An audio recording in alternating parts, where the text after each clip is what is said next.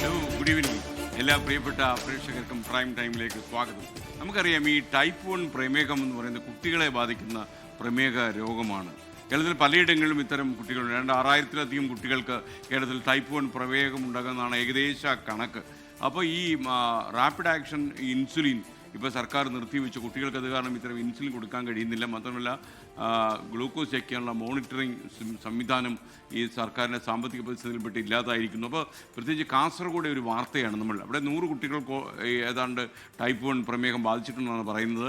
അവിടെയുള്ള കുട്ടികളുടെ കാര്യം നമ്മുടെ വാർത്തയിലൂടെ സംപ്രേഷണം ചെയ്തിരുന്നു. ഇത് കണ്ട ധനമന്ത്രി കെ എൻ ബാലഗോപാൽ ഈ സർക്കാരിൻ്റെ സാമ്പത്തിക പ്രശ്നങ്ങളൊന്നും ചികിത്സയെ ബാധിക്കില്ല, പ്രത്യേകിച്ച് കുട്ടികളുടെ ചികിത്സയെ ബാധിക്കില്ല, അതിലെന്ത് ചെയ്യാൻ കഴിയുമെന്ന് അദ്ദേഹം ആലോചിക്കുമെന്നാണ് പറഞ്ഞിരിക്കുന്നത്.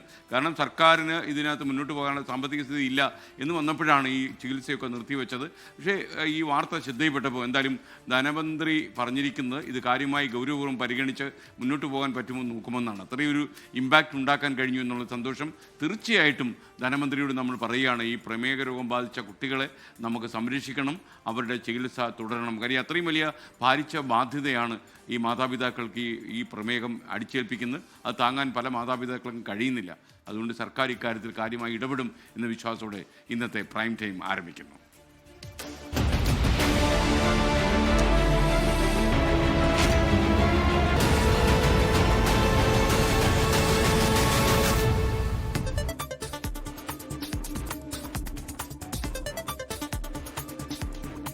എല്ലാ പ്രിയപ്പെട്ട പ്രേക്ഷകർക്കും വീണ്ടും സ്വാഗതം. പ്രൈം ടൈം തുടരുകയാണ്. ശബരിമലയിൽ സ്വർണം പൂശിയതുമായി ബന്ധപ്പെട്ട രേഖകൾ ദേവസ്വം ആസ്ഥാനത്ത് നിന്ന് പിടിച്ചെടുത്ത SIT കേസിലെ 2ാം പ്രതി മുരാരി ബാബുവിനെ 14 ദിവസത്തേക്ക് റിമാൻഡ് ചെയ്തു. ദേവസ്വം ബോർഡ് മുൻ എക്സിക്യൂട്ടീവ് ഓഫീസർ സുധീഷ് കുമാറിനെ SIT ഇപ്പോഴും ചോദ്യം ചെയ്യുകയാണ്.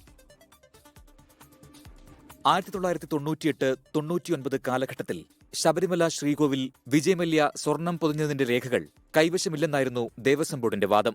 രേഖകൾ കണ്ടെത്താൻ എക്സിക്യൂട്ടീവ് ഓഫീസറുടെയും ദേവസ്വം കമ്മീഷണറുടെയും നേതൃത്വത്തിൽ ഉദ്യോഗസ്ഥ സംഘത്തെ ദേവസ്വം ബോർഡ് നിയോഗിച്ചിരുന്നു.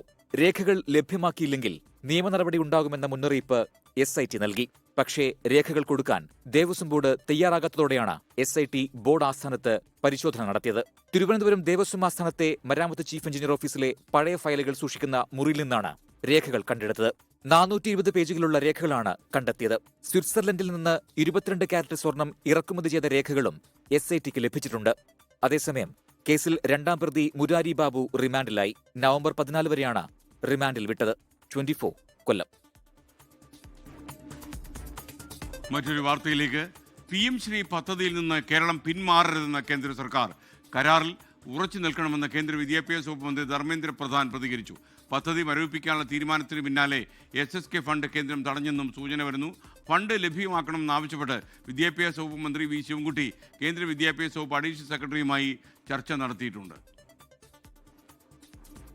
PMC പദ്ധതിയിൽ ചേർന്നയുടൻ SSK ഫണ്ട് 320 കോടി രൂപ സംസ്ഥാനത്തിന് ലഭിക്കുമെന്നായിരുന്നു പ്രതീക്ഷ.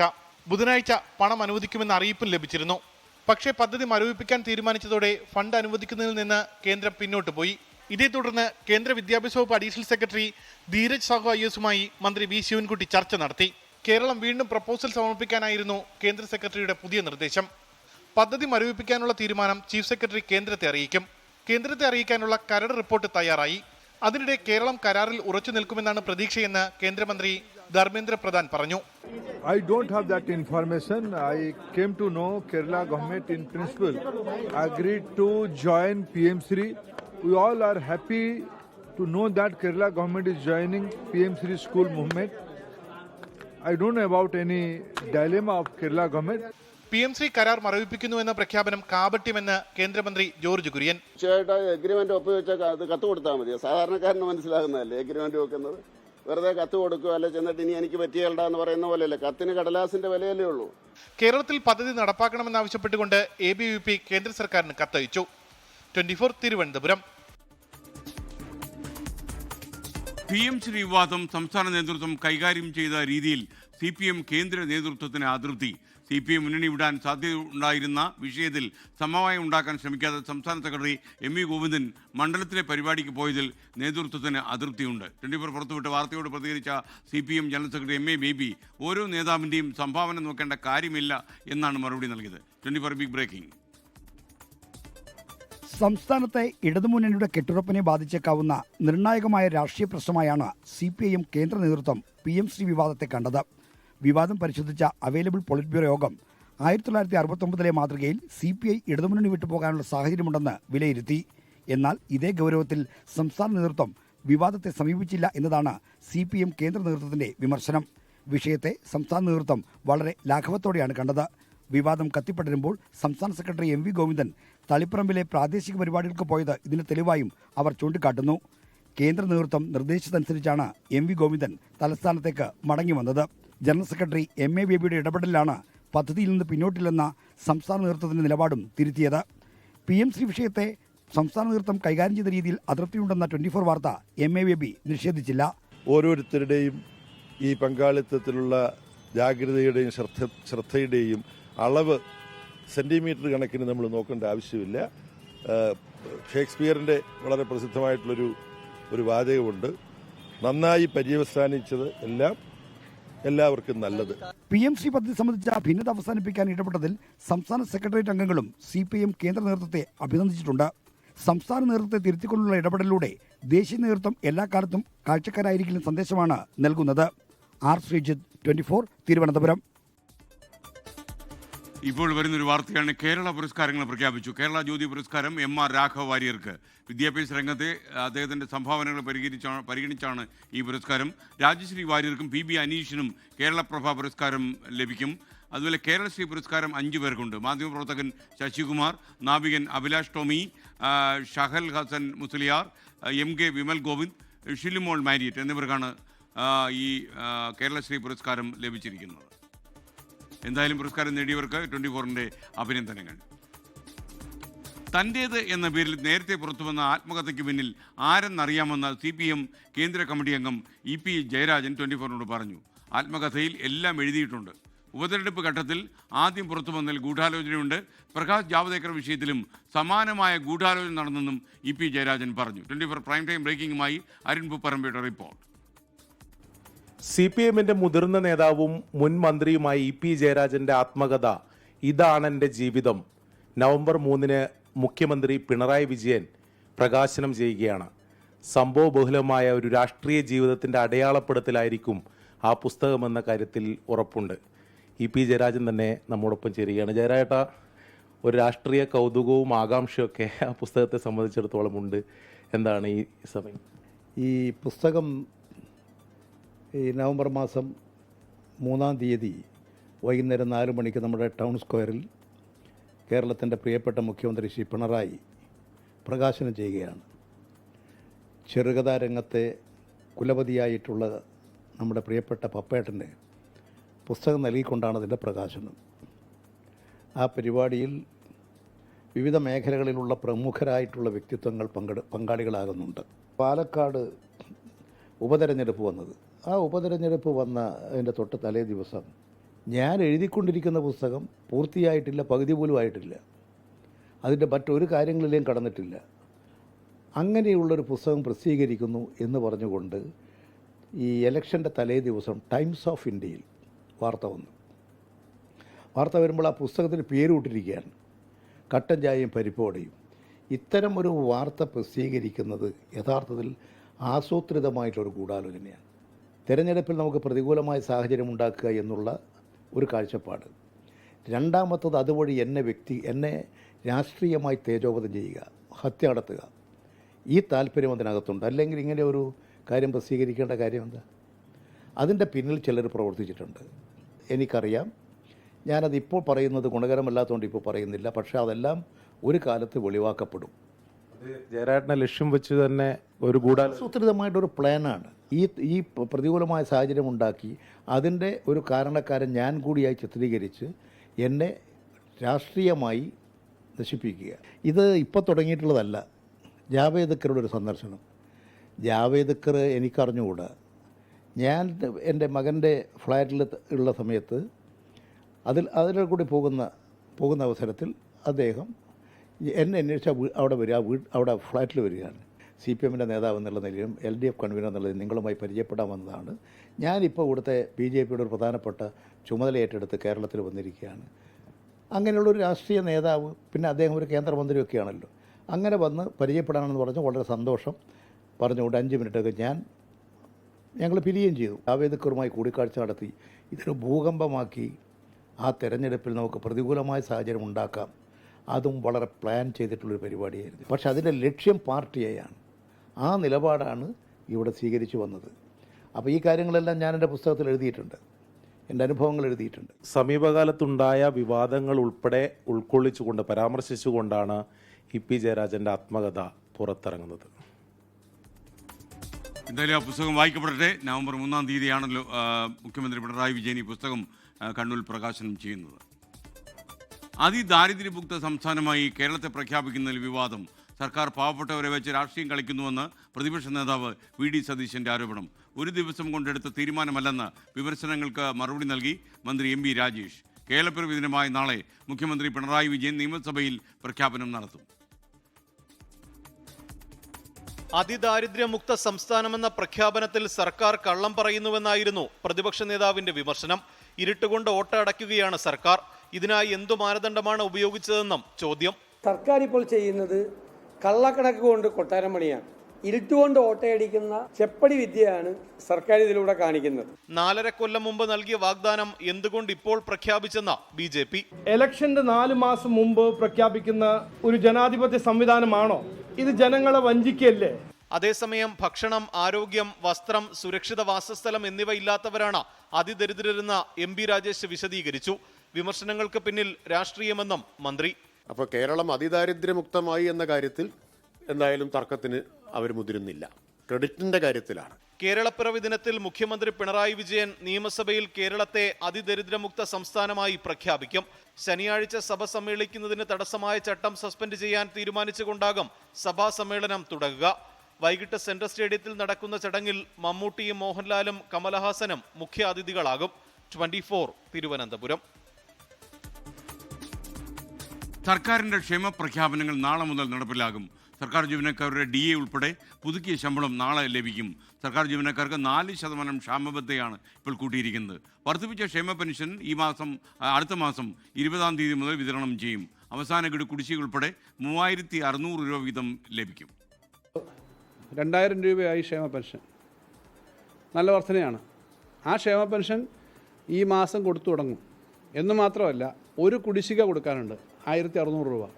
അത് രണ്ടും കൂടെ ചേർത്ത് 3600 രൂപ ഈ 62 ലക്ഷം കുടുംബങ്ങൾക്ക്, വ്യക്തികൾക്ക് ഈ മാസം കൊടുക്കും. ഇനി നമുക്ക് കൂടുതൽ കാര്യങ്ങൾ ചെയ്യണം എന്നുള്ളത് പറഞ്ഞുകൊണ്ട് ഇതിനകത്ത് ചേർന്ന് ഈ അഭിമാനകരമായ സന്ദർഭത്തിൽ ആ പോസിറ്റീവായ കാര്യം അംഗീകരിക്കാനും കൂടി പ്രതിപക്ഷ നേതാവ് തയ്യാറാകണം എന്നാണ് എൻ്റെ അഭ്യർത്ഥന. നമുക്ക് കൂടുതൽ കാര്യങ്ങൾ വീണ്ടും ഒരുമിച്ച് ചെയ്യാനുള്ളത് ചെയ്യാം. 24 ബിഗ് ബ്രേക്കിംഗ് ന്യൂസ്. അർജന്റീനയുടെ കൊച്ചിയിലെ മത്സര നടത്തിപ്പിലെ ത്രികക്ഷി കരാർ കടലാസിൽ മാത്രം. കലൂർ സ്റ്റേഡിയം 65 ദിവസത്തേക്ക് സ്പോൺസർക്ക് തീരെഴുതി കൊടുക്കാനും വരുമാനം മുഴുവൻ ഒറ്റയ്ക്കെടുക്കുന്നതിനും അനുവാദം നൽകുന്ന തരത്തിലുള്ള കരടിൻ്റെ പകർപ്പ് 24-ന് കിട്ടി. GCD സ്റ്റേഡിയം വിട്ടുകൊടുത്തത് മന്ത്രിയുടെ വാക്കിൻ പുറത്തെന്ന് തെളിയിക്കുന്ന രേഖകളും 24-ന് പുറത്തുവിട്ടു. ഇന്നും ചോദ്യം കൊണ്ട് പ്രതികരിക്കാൻ കായിക വകുപ്പ് മന്ത്രി വി. അബ്ദുറഹ്മാൻ തയ്യാറായില്ല. ലിയോണൽ മെസ്സിയുടെയും അർജന്റീന ടീമിന്റെയും പേരിൽ കായിക മന്ത്രിയും സ്പോൺസറും നടത്തിയത് വഴിവിട്ട നീക്കങ്ങൾ. സ്പോർട്സ് കേരള ഫൗണ്ടേഷനും റിപ്പോർട്ടർ ബ്രോഡ്കാസ്റ്റിംഗ് കമ്പനിയും GCDയും തമ്മിലുള്ള ത്രികക്ഷി കരാറിന്റെ കരട് 24-ന് ലഭിച്ചു. GCDയെ സ്റ്റേഡിയം കൈമാറുന്നത് SKFനാണ്. എന്നാൽ SKFന് സ്റ്റേഡിയത്തിന്റെ കാര്യത്തിൽ എന്ത് അധികാരമോ അതെല്ലാം സ്പോൺസർക്കെന്ന തരത്തിലാണ് കരാർ. നവംബർ 30 വരെ 65 ദിവസത്തേക്കാണ് സ്റ്റേഡിയം സ്പോൺസർക്ക് തീരെഴുതി കൊടുക്കുക. സുരക്ഷാ ചെലവുകളടക്കം സർക്കാർ വഹിക്കുമെങ്കിലും ടിക്കറ്റിലൂടെയും സ്പോൺസർഷിപ്പിലൂടെയും ലഭിക്കുന്ന വരുമാനം മുഴുവൻ സ്പോൺസർക്കെടുക്കാമെന്നും സമ്മതിക്കുന്നു. എന്നാൽ അർജന്റീന ടീം വരില്ലെന്നറിയിച്ചതോടെ ഒപ്പിടും മുമ്പേ കരാർ പൊളിഞ്ഞെന്നാണ് ലഭിക്കുന്ന സൂചനകൾ. കരാർ പോലുമില്ലാതെയാണ് GCDയെ സ്റ്റേഡിയം സ്പോൺസർക്ക് വിട്ടുകൊടുത്തതെന്ന് തെളിയിക്കുന്ന രേഖകളും 24-ന് ലഭിച്ചു.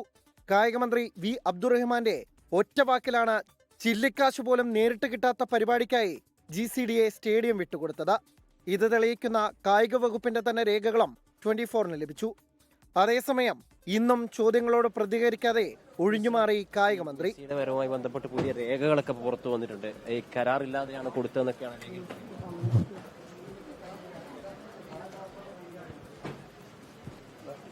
കരാർ പോലുമില്ലാതെ സ്വകാര്യ വ്യക്തിക്ക് സർക്കാർ മുതൽ വിട്ടുകൊടുത്തതിനെതിരെ പ്രതിഷേധം ശക്തമാക്കാനിരിക്കുകയാണ് പ്രതിപക്ഷം.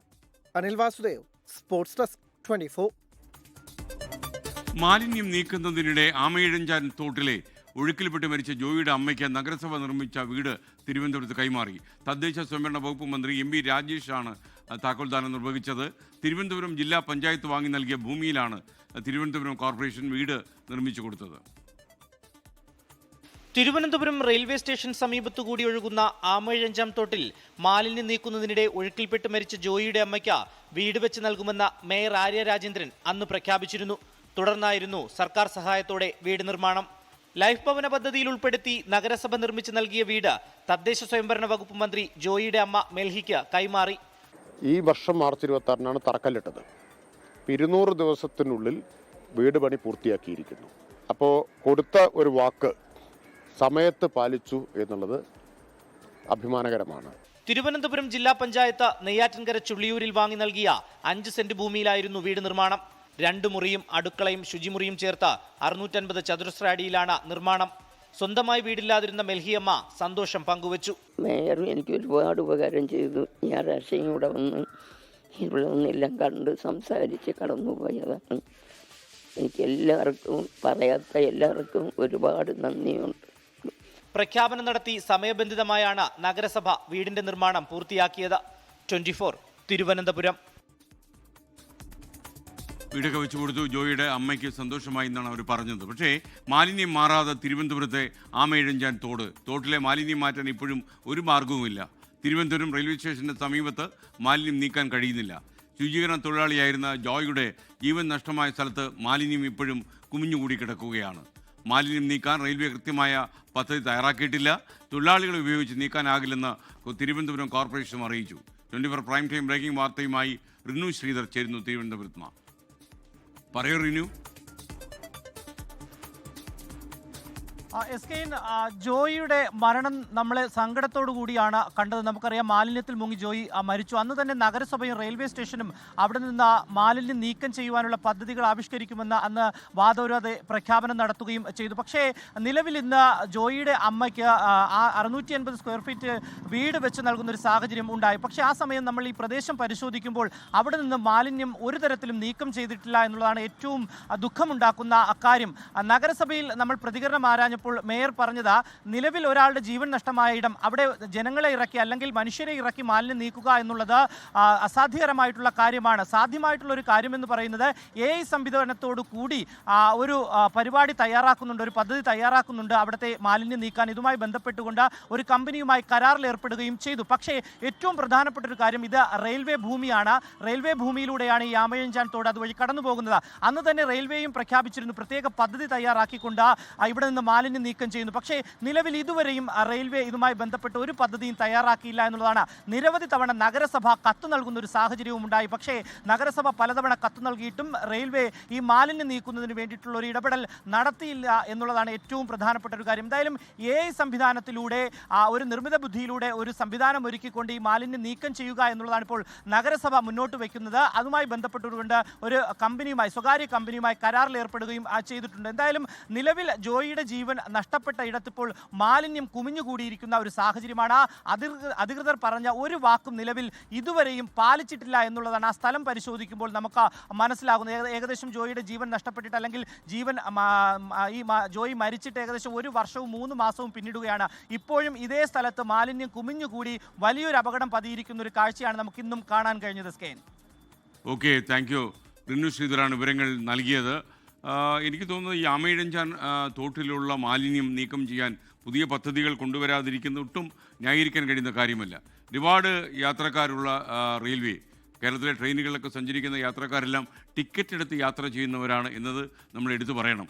അപ്പോൾ നല്ല വരുമാനമാണ്. ഇപ്പോൾ വന്ദേ ഭാരതൊക്കെ വന്നപ്പോൾ വന്ദേ ഭാരത് കൂടുതൽ സർവീസുകൾ തന്നെ കേരളത്തിൽ നടത്തുന്നത് വന്ദേ ഭാരതിൽ ആളുകൾ ഒരുപാട് കയറുന്നു എന്നുള്ളത് കൊണ്ടാണ്. നല്ല കളക്ഷനാണ്. വളരെ ആദ്യത്തെ ദിവസം തന്നെ വന്ദേ ഭാരത് ലാഭത്തിൽ ഓടിയ സ്ഥലമാണ് കേരളം എന്നാണ് പറയുന്നത്. അപ്പോൾ അത്രയും പണം റെയിൽവേക്ക് ലഭിക്കുന്ന ഒരു സ്ഥലത്ത് ഇങ്ങനെ ഈ ആമയിഴഞ്ചാൻ തോട്ടിൻ്റെ അവസ്ഥ ഈ ഗതികേടിലാക്കുന്നത് ഒരു രീതിയിലും നല്ലതല്ല. കേരളത്തിലെ മുസ്ലിം ക്രിസ്ത്യൻ OBC സംവരണത്തിനെതിരെ ദേശീയ പിന്നാക്ക കമ്മീഷൻ രംഗത്ത് വന്നു. മതാടിസ്ഥാനത്തിൽ മുസ്ലിം ക്രിസ്ത്യൻ സമുദായത്തിന് സംവരണം നൽകിയത് രാഷ്ട്രീയ നേട്ടത്തിന് വേണ്ടി മാത്രം. ഏത് സർവേയുടെ അടിസ്ഥാനത്തിലാണ് സംവരണമെന്ന ചോദ്യത്തിനോട് സംസ്ഥാന സർക്കാർ പ്രതികരിച്ചില്ലെന്നും പിന്നാക്ക കമ്മീഷൻ ചെയർപേഴ്സൺ ഹൻസ്രാജ് ആഹിർ പറഞ്ഞു. केरला में मुस्लिमों को और ईसाइयों को OBC का आरक्षण दिया जा रहा है उनसे हमने ये मांगा कि आधार दीजिए, रिपोर्ट बताइए, या कोई सुप्रीम कोर्ट का जजमेंट हो तो दिखिए। कोई उनके पास में बेस नहीं है, कोई सर्वे नहीं किया, कोई फाइल नहीं बनाई। 15 दिन बाद हमने उनको बुलाया था ये आयोग में, यहाँ आने के बाद उन्हें कोई डॉक्यूमेंट दिए नहीं। इस तरीके से केरला में भी जो घटनाएं बंगाल में हुई थी वही प्रकार केरला में हमने देखने पाया है। ഡൽഹിയിൽ നിന്നും ആർ അച്യുതൻ തത്സമയം ശരിയാണ് അച്യുതൻ. ഈ ഒരു സാഹചര്യത്തിൽ എന്തിനാണ് ഇങ്ങനെ ഒരു പ്രഖ്യാപനം?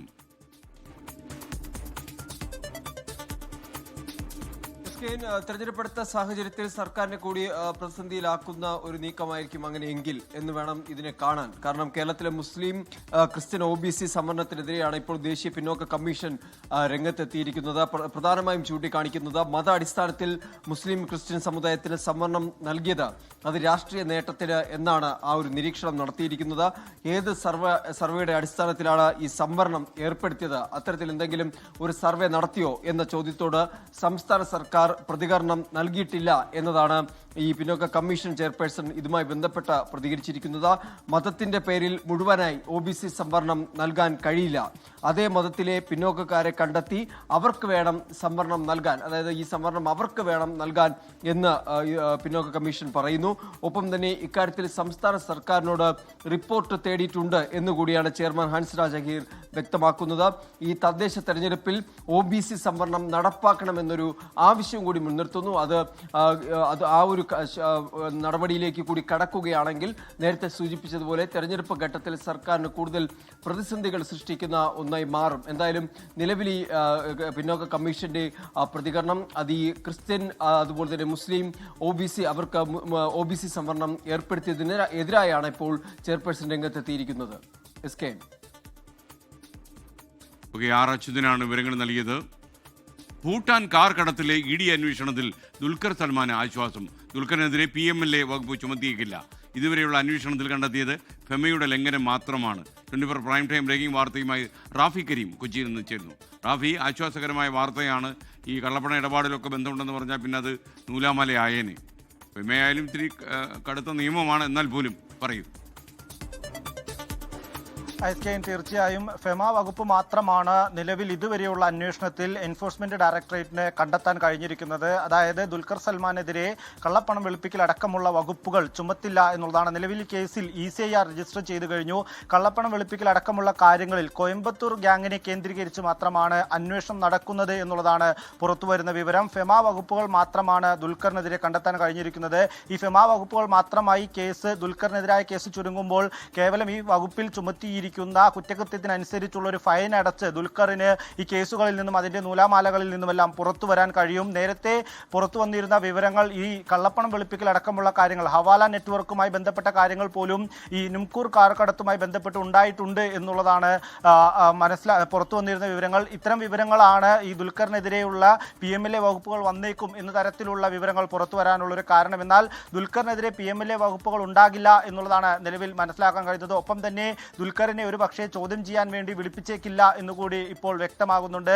ദുൽഖറിന്റെ വീട്ടിൽ നിന്ന് കണ്ടെത്തിയ രേഖകൾ അടക്കമുള്ള കാര്യങ്ങൾ പരിശോധിച്ചതിന് ശേഷമാണ് ഇത്തരത്തിലേക്കൊരു നിഗമനത്തിലേക്ക് ED എത്തിയിരിക്കുന്നത് എന്നുള്ളതാണ് നിലവിൽ ലഭ്യമാകുന്ന വിവരങ്ങൾ. നേരത്തെ ECIR രജിസ്റ്റർ ചെയ്തതിന് ശേഷമാണ് ഈ കേസിൽ ഈ ദുൽഖർ അടക്കമുള്ളവരുടെ വീട്ടിൽ ED പരിശോധന നടത്തിയത്. ഈ ഇത്തരത്തിൽ രാജ്യവ്യാപകമായുള്ള പരിശോധനയും കേരളത്തിലെ 14 പരിശോധന നടത്തുകയും ചെയ്തത് ECIR ശേഷമാണ്. ഇതിന്റെ അടിസ്ഥാനത്തിൽ നേരത്തെ തന്നെ ED വ്യക്തമാക്കിയിരുന്നു ഫെമ വകുപ്പിലെ ലംഘനമായിരുന്നു ഇതിലുണ്ടായിരുന്നത് എന്നുള്ളത്. അതിനപ്പുറത്തേക്ക് മറ്റു കുറ്റകൃത്യങ്ങൾ ഇതിൽ ഉൾപ്പെട്ടിട്ടില്ല, ദുൽഖർ അടക്കമുള്ള ആളുകൾ പങ്കാളികളായിട്ടില്ല എന്നുള്ളതാണ് നിലവിൽ വ്യക്തമാകുന്നത്. എന്തായാലും ദുൽഖറിനെ സംബന്ധിച്ചിടത്തോളം വലിയ ആശ്വാസമാണ് നിലവിൽ PMLA വകുപ്പുകൾ ഈ കേസിൽ ദുൽഖറിനെതിരെ ചുമത്തില്ല എന്നുള്ളത്. കാരണം കോടതിയിലേക്കും PMLA വകുപ്പുകൾ ചുമത്തിയാൽ കോടതി അടക്കമുള്ള കാര്യങ്ങളിലായിരിക്കും ഈ കേസുകൾ തീരുക.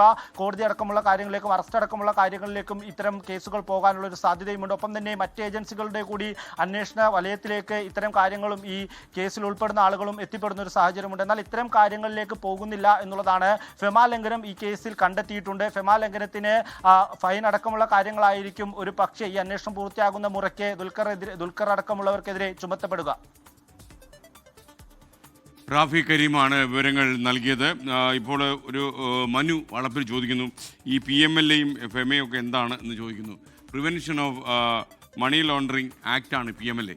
അപ്പോൾ യഥാർത്ഥത്തിൽ ഈ മണി കള്ളപ്പണം കടത്തുന്നതൊക്കെ തന്നെയാണ് PMLA പെടുന്നത്. അത് മണി ലോണ്ടറിങ് ആണ്, തടയാനുള്ള നിയമമാണിത്. മറ്റേത് ഫോറിൻ എക്സ്ചേഞ്ച് മാനേജ്മെൻറ്റ് ആക്റ്റാണ് FEMA എന്ന് പറയുന്നത്. Foreign exchange management act FEMA. അപ്പോൾ FEMA എന്ന് പറയുന്ന നിയമവും കുറച്ച് കടുത്ത നിയമങ്ങളാണ്. എന്നാൽ PMLA എന്നുള്ള നിയമം ദുൽഖർ സൽമാൻ്റെ പേരിൽ ഇടുന്നില്ല എന്നറിയുമ്പോൾ ആശ്വാസമുണ്ട്. സെക്രട്ടേറിയറ്റിന് മുന്നിലെ ആശാ വർക്കേഴ്സിൻ്റെ രാപ്പകൽ സമരം തീരുകയാണ്. നാളെ രാവിലെ 11 മണിക്ക് സമരപ്രതിജ്ഞാ റാലിയോടെ സമരം അവസാനിപ്പിക്കും.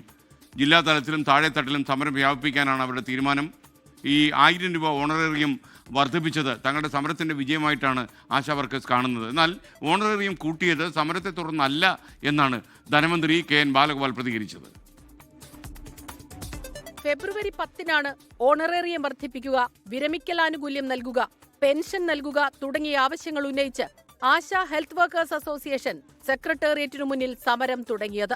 ഒടുവിൽ 265 ദിവസങ്ങൾ പിന്നിടുമ്പോൾ രാപകൽ സമരം അവസാനിപ്പിക്കുന്നതായി ഔദ്യോഗിക പ്രഖ്യാപനം. 265 ദിവസമായി ഇവിടെ തുടർന്നു വരുന്ന ഈ സമരരൂപം ഞങ്ങൾ നാളെ അവസാനിപ്പിക്കുകയാണ്. ആശമാരുടെ ഓണറേറിയം 1000 രൂപ കൂട്ടിയത് വിജയമെന്നാണ് സമരസമിതിയുടെ വിലയിരുത്തൽ. സർക്കാർ പ്രഖ്യാപനത്തെ ആശമാർ അംഗീകരിച്ചതിൽ സന്തോഷമെന്ന് ധനമന്ത്രി KN ബാലഗോപാൽ. ഓണറേറിയം കൂട്ടിയത് സമരം കൊണ്ടല്ലെന്നും മന്ത്രി. എന്തായാലും അവർ സർക്കാരിനെ അഭിനന്ദിച്ചിട്ടുണ്ടെന്നാണ് ഞാൻ കരുതുന്നത്. നല്ല കാര്യമാണ്. ഇപ്പോൾ അവർ പറയുന്നു ഈ സമരം കൊണ്ടാണ് വർദ്ധിപ്പിച്ചത്. അവരങ്ങനെ വിചാരിച്ചോട്ടെ, ആ സമരത്തിനോടൊന്നും നമുക്ക് അനുഭവമില്ലാതില്ല. സമര രീതി മാത്രമാണ് മാറ്റുന്നതെന്നും ആശമാർക്കുള്ള പിന്തുണ തുടരുമെന്നും KPCC അധ്യക്ഷൻ സണ്ണി ജോസഫ്. ഇനിയും അവരുടെ സമരം ജനങ്ങളുടെ പിന്തുണയോടെ, പ്രതിപക്ഷത്തിന്റെ പൂർണ്ണ പിന്തുണയോടെ ഇനിയും തുടരും. നാളെയാണ് സെക്രട്ടേറിയറ്റിനു മുന്നിലെ സമരപ്രതിജ്ഞാ റാലി. പ്രതിപക്ഷ നേതാവ് VD സതീശൻ റാലി ഉദ്ഘാടനം ചെയ്യും. 24 തിരുവനന്തപുരം. സംസ്ഥാന സർക്കാരിന്റെ സാമ്പത്തിക പ്രതിസന്ധിയിൽ നട്ടം തിരിഞ്ഞ് ടൈപ്പ് 1 പ്രമേഹബാധിതരായ കുട്ടികൾ പണം ലഭിക്കാതായതോടെ റാപ്പിഡ് ആക്ഷൻ ഇൻസുലിൻ ആരോഗ്യവകുപ്പ് നിർത്തലാക്കി. ഇതോടെ രോഗികൾ വലഞ്ഞു. മിക്കവാറും ഈ ടൈപ്പ് 1 രോഗികൾ കുട്ടികളാണ്. 24 വാർത്ത ശ്രദ്ധയിൽപ്പെട്ടതോടെ വീഴ്ചയുണ്ടോ എന്ന് പരിശോധിക്കുമെന്ന് ധനവകുപ്പ് മന്ത്രി KN ബാലഗോപാൽ പ്രതികരിക്കുകയും ചെയ്തു. കാസർഗോഡ് ജില്ലയിൽ മാത്രമുള്ളത് 100-ലധികം ടൈപ്പ് 1 പ്രമേഹബാധിതരായ കുട്ടികൾ. ഇവർക്ക് സംസ്ഥാന സർക്കാർ സൗജന്യമായി ചികിത്സ നൽകിയിരുന്നു. സാമൂഹ്യനീതി വകുപ്പ് കേരള സാമൂഹ്യ സുരക്ഷാ മിഷൻ മുഖേന നടപ്പിലാക്കുന്ന മിഠായി പദ്ധതി വഴിയാണ് സൗജന്യ ചികിത്സ ഏർപ്പെടുത്തിയിരുന്നത്. എന്നാൽ സാമ്പത്തിക പ്രതിസന്ധി മൂലം പദ്ധതി നടപ്പിലാകുന്നില്ല എന്നാണ് കുട്ടികളുടെ രക്ഷിതാക്കളുടെ പരാതി. സ്ലോ ആക്ടിങ് ഇൻസുലിനാ കിട്ടിക്കൊണ്ടിരുന്നത് കുറച്ചു കാലം വരെ. പക്ഷെ അതിപ്പം തീരെ ഒന്നുമില്ലാത്ത 2 മാസത്തോളമായി തീരെ ഇല്ലാത്തൊരവസ്ഥയിലാണ് ഉണ്ടായത്. ആവശ്യം എന്ന് പറഞ്ഞാൽ ഇപ്പം കിട്ടുന്നത് ഇൻസുലിൻ 6 എന്ന് പറഞ്ഞ മരുന്നാണ് നമുക്ക് തരുന്നുണ്ടായിന്. പക്ഷെ അതും ഇപ്പം കിട്ടുന്നില്ല. നമുക്ക് ആ മരുന്ന് വേണ്ട. നമുക്ക് വേണ്ടത് നോവറാപ്പിഡ് മരുന്നാണ്. പിയാസ്പാൻ നോവറാപ്പിഡ് റാപ്പിഡ് ആക്റ്റീവ് മരുന്നാണ് വേണ്ടത്. സാമ്പത്തിക ഞെരുക്കം രൂക്ഷമായതോടെ ഗ്ലൂക്കോസ് മോണിറ്ററിംഗ് സ്ട്രിപ്പുകളും രോഗബാധിതർക്ക് ലഭിക്കാതായി. വാർത്ത ശ്രദ്ധയിൽപ്പെട്ടതോടെ വിഷയത്തിൽ ധനമന്ത്രി KN ബാലഗോപാൽ ഇടപെട്ടു. പണമില്ലാത്തതിനാൽ മരുന്നുകൾ മുടങ്ങില്ലെന്ന് മന്ത്രി. 1500 കോടി വരെയൊക്കെ ചെലവാക്കേണ്ടി വരുന്നുണ്ട്. അങ്ങനെ വരുമ്പോൾ ആ പണം നമ്മൾ ചെലവാക്കുന്നുണ്ട്, കൊടുക്കുന്നുണ്ട്. എന്തായാലും സാമ്പത്തികമായിട്ടൊരു പിടുത്തം ഉണ്ടെന്നുള്ളതുകൊണ്ട് മരുന്നിൻ്റെ ഇത് കുറയ്ക്കുകയോ മരുന്ന് മേടിക്കാതിരിക്കുകയോ ചെയ്യുന്ന പ്രശ്നമില്ല. ഇനിയായാലും ആ പ്രശ്നം ഉണ്ടാവില്ല എന്നുള്ളത് ഞാൻ പറയാം. കാസർഗോഡ് ടൈപ്പ് 1 പ്രമേഹബാധിത ചികിത്സയ്ക്കായി കാഞ്ഞങ്ങാട് ജില്ലാ ആശുപത്രിയിൽ മാത്രമാണ് സൗകര്യമുള്ളത്. എന്നാൽ ഇവിടെ എൻഡോക്രിനോളജിസ്റ്റിന്റെ സേവനം ലഭ്യമാകുന്നില്ലെന്നും ആരോപണമുണ്ട്. 24 കാസർഗോഡ്. ഇത്തവണത്തെ TJ ചന്ദ്രചൂഡൻ സ്മാരക അവാർഡ് മുതിർന്ന CPM നേതാവ് G സുധാകരനായിരുന്നു. ഇതിൻ്റെ അവാർഡ് ദാന ചടങ്ങിൽ പരസ്പരം പുകഴ്ത്തി മുതിർന്ന നേതാവ് G സുധാകരനും അതുപോലെ പ്രതിപക്ഷ നേതാവ് VD സതീശനും. മന്ത്രിയായിട്ടില്ലെങ്കിലും പ്രതിപക്ഷത്തെ പ്രഗത്ഭനായ നേതാവാണ് VD സതീശനെന്ന G സുധാകരൻ. ആശയങ്ങൾ വെള്ളം ചേർക്കാത്തയാളും നീതിമാനായ മന്ത്രിയുമായിരുന്നു G സുധാകരൻ എന്ന സതീശൻ്റെ പുകഴ്ത്തൽ. സൈബർ പോരാളികൾക്കെതിരായ നിലപാടിലും VD സതീശനും G സുധാകരനും ഒരേ അഭിപ്രായം. കോൺഗ്രസ് വേദിയിലെത്തിയതിനു പിന്നാലെ RSP നേതാവിന്റെ പേരിലുള്ള പുരസ്കാരത്തിനും അർഹനായ G സുധാകരനായിരുന്നു ചടങ്ങിലെ ശ്രദ്ധാകേന്ദ്രം. ആശംസകൾ നേർന്ന RSP സംസ്ഥാന സെക്രട്ടറി ഷിബു ബേബി ജോണും CMP ജനറൽ സെക്രട്ടറി CP ജോണും G സുധാകരനെ പ്രശംസ കൊണ്ട് മൂടി. പുരസ്കാരദാനം നടത്തിയ VD സതീശന്റെ പ്രശംസ വേറിട്ട് നിന്നു. അദ്ദേഹം അക്ഷരാർത്ഥത്തിൽ തികഞ്ഞ ഒരു കമ്മ്യൂണിസ്റ്റുകാരനാണ്. ഒരിക്കലും തൻ്റെ ആശയങ്ങളെ ഡൈല്യൂട്ട് ചെയ്യാത്ത ഒരാളാണ്. പക്ഷേ എന്നെ ഏറ്റവും ഇഷ്ടപ്പെടുത്തിയിട്ടുള്ളത് അദ്ദേഹത്തിൻ്റെ ഒരു നീതിമാനായ ഒരു ഭരണാധികാരി. ഞാനൊരു MLA എന്നുള്ള നിലയിൽ എനിക്കത് അനുഭവമുണ്ട്. മറുപടി പ്രസംഗം നടത്തിയ ജി സുധാകരൻ നല്ല വാക്കുകൾ കൊണ്ട് സതീഷിനോടുള്ള കടം വീട്ടി. അധികാരം ഉണ്ടെങ്കിലേ ജീവിക്കാനൊക്കത്തോളം ആരാ പറഞ്ഞത്? സതീശൻ ഇതുവരെ മന്ത്രിയായിട്ടില്ല, പക്ഷേ നിയമസഭയിലെ പ്രധാനപ്പെട്ട MLA പ്രതിപക്ഷ നേതാവാണ്.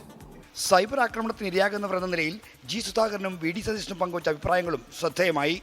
വാദിയെ പ്രതിയാക്കും സോഷ്യൽ മീഡിയ, കൊടും കുറ്റവാളിയെ വെള്ളപൂശിയെടുക്കും, വൈറ്റ് വാഷ് ചെയ്തെടുക്കും. ഒരിക്കലും മാപ്പ് കൊടുക്കാൻ പറ്റാത്ത കുറ്റകൃത്യങ്ങൾ ചെയ്തവരെ പറഞ്ഞ് വൈറ്റ് വാഷ് ചെയ്തെടുക്കും, മിടുക്കന്മാരാക്കി മാറ്റും. ചോദ്യം ചെയ്യുന്നവരെ അപമാനിക്കും. ഓരോ പാർട്ടിയും സൈബർ പോരാളികളെ നിയമിച്ചിട്ടില്ല, അവർ സ്വയം അങ്ങനെ ആക്കി തീർക്കുകയാണ്. പല പേരും കളവാണ്. അത് നല്ലൊരു വഴിയുണ്ട്, ആ കമന്റ് ബോക്സ് ഒന്ന് ക്ലോസ് ചെയ്തിട്ടാണ്. 24 തിരുവനന്തപുരം.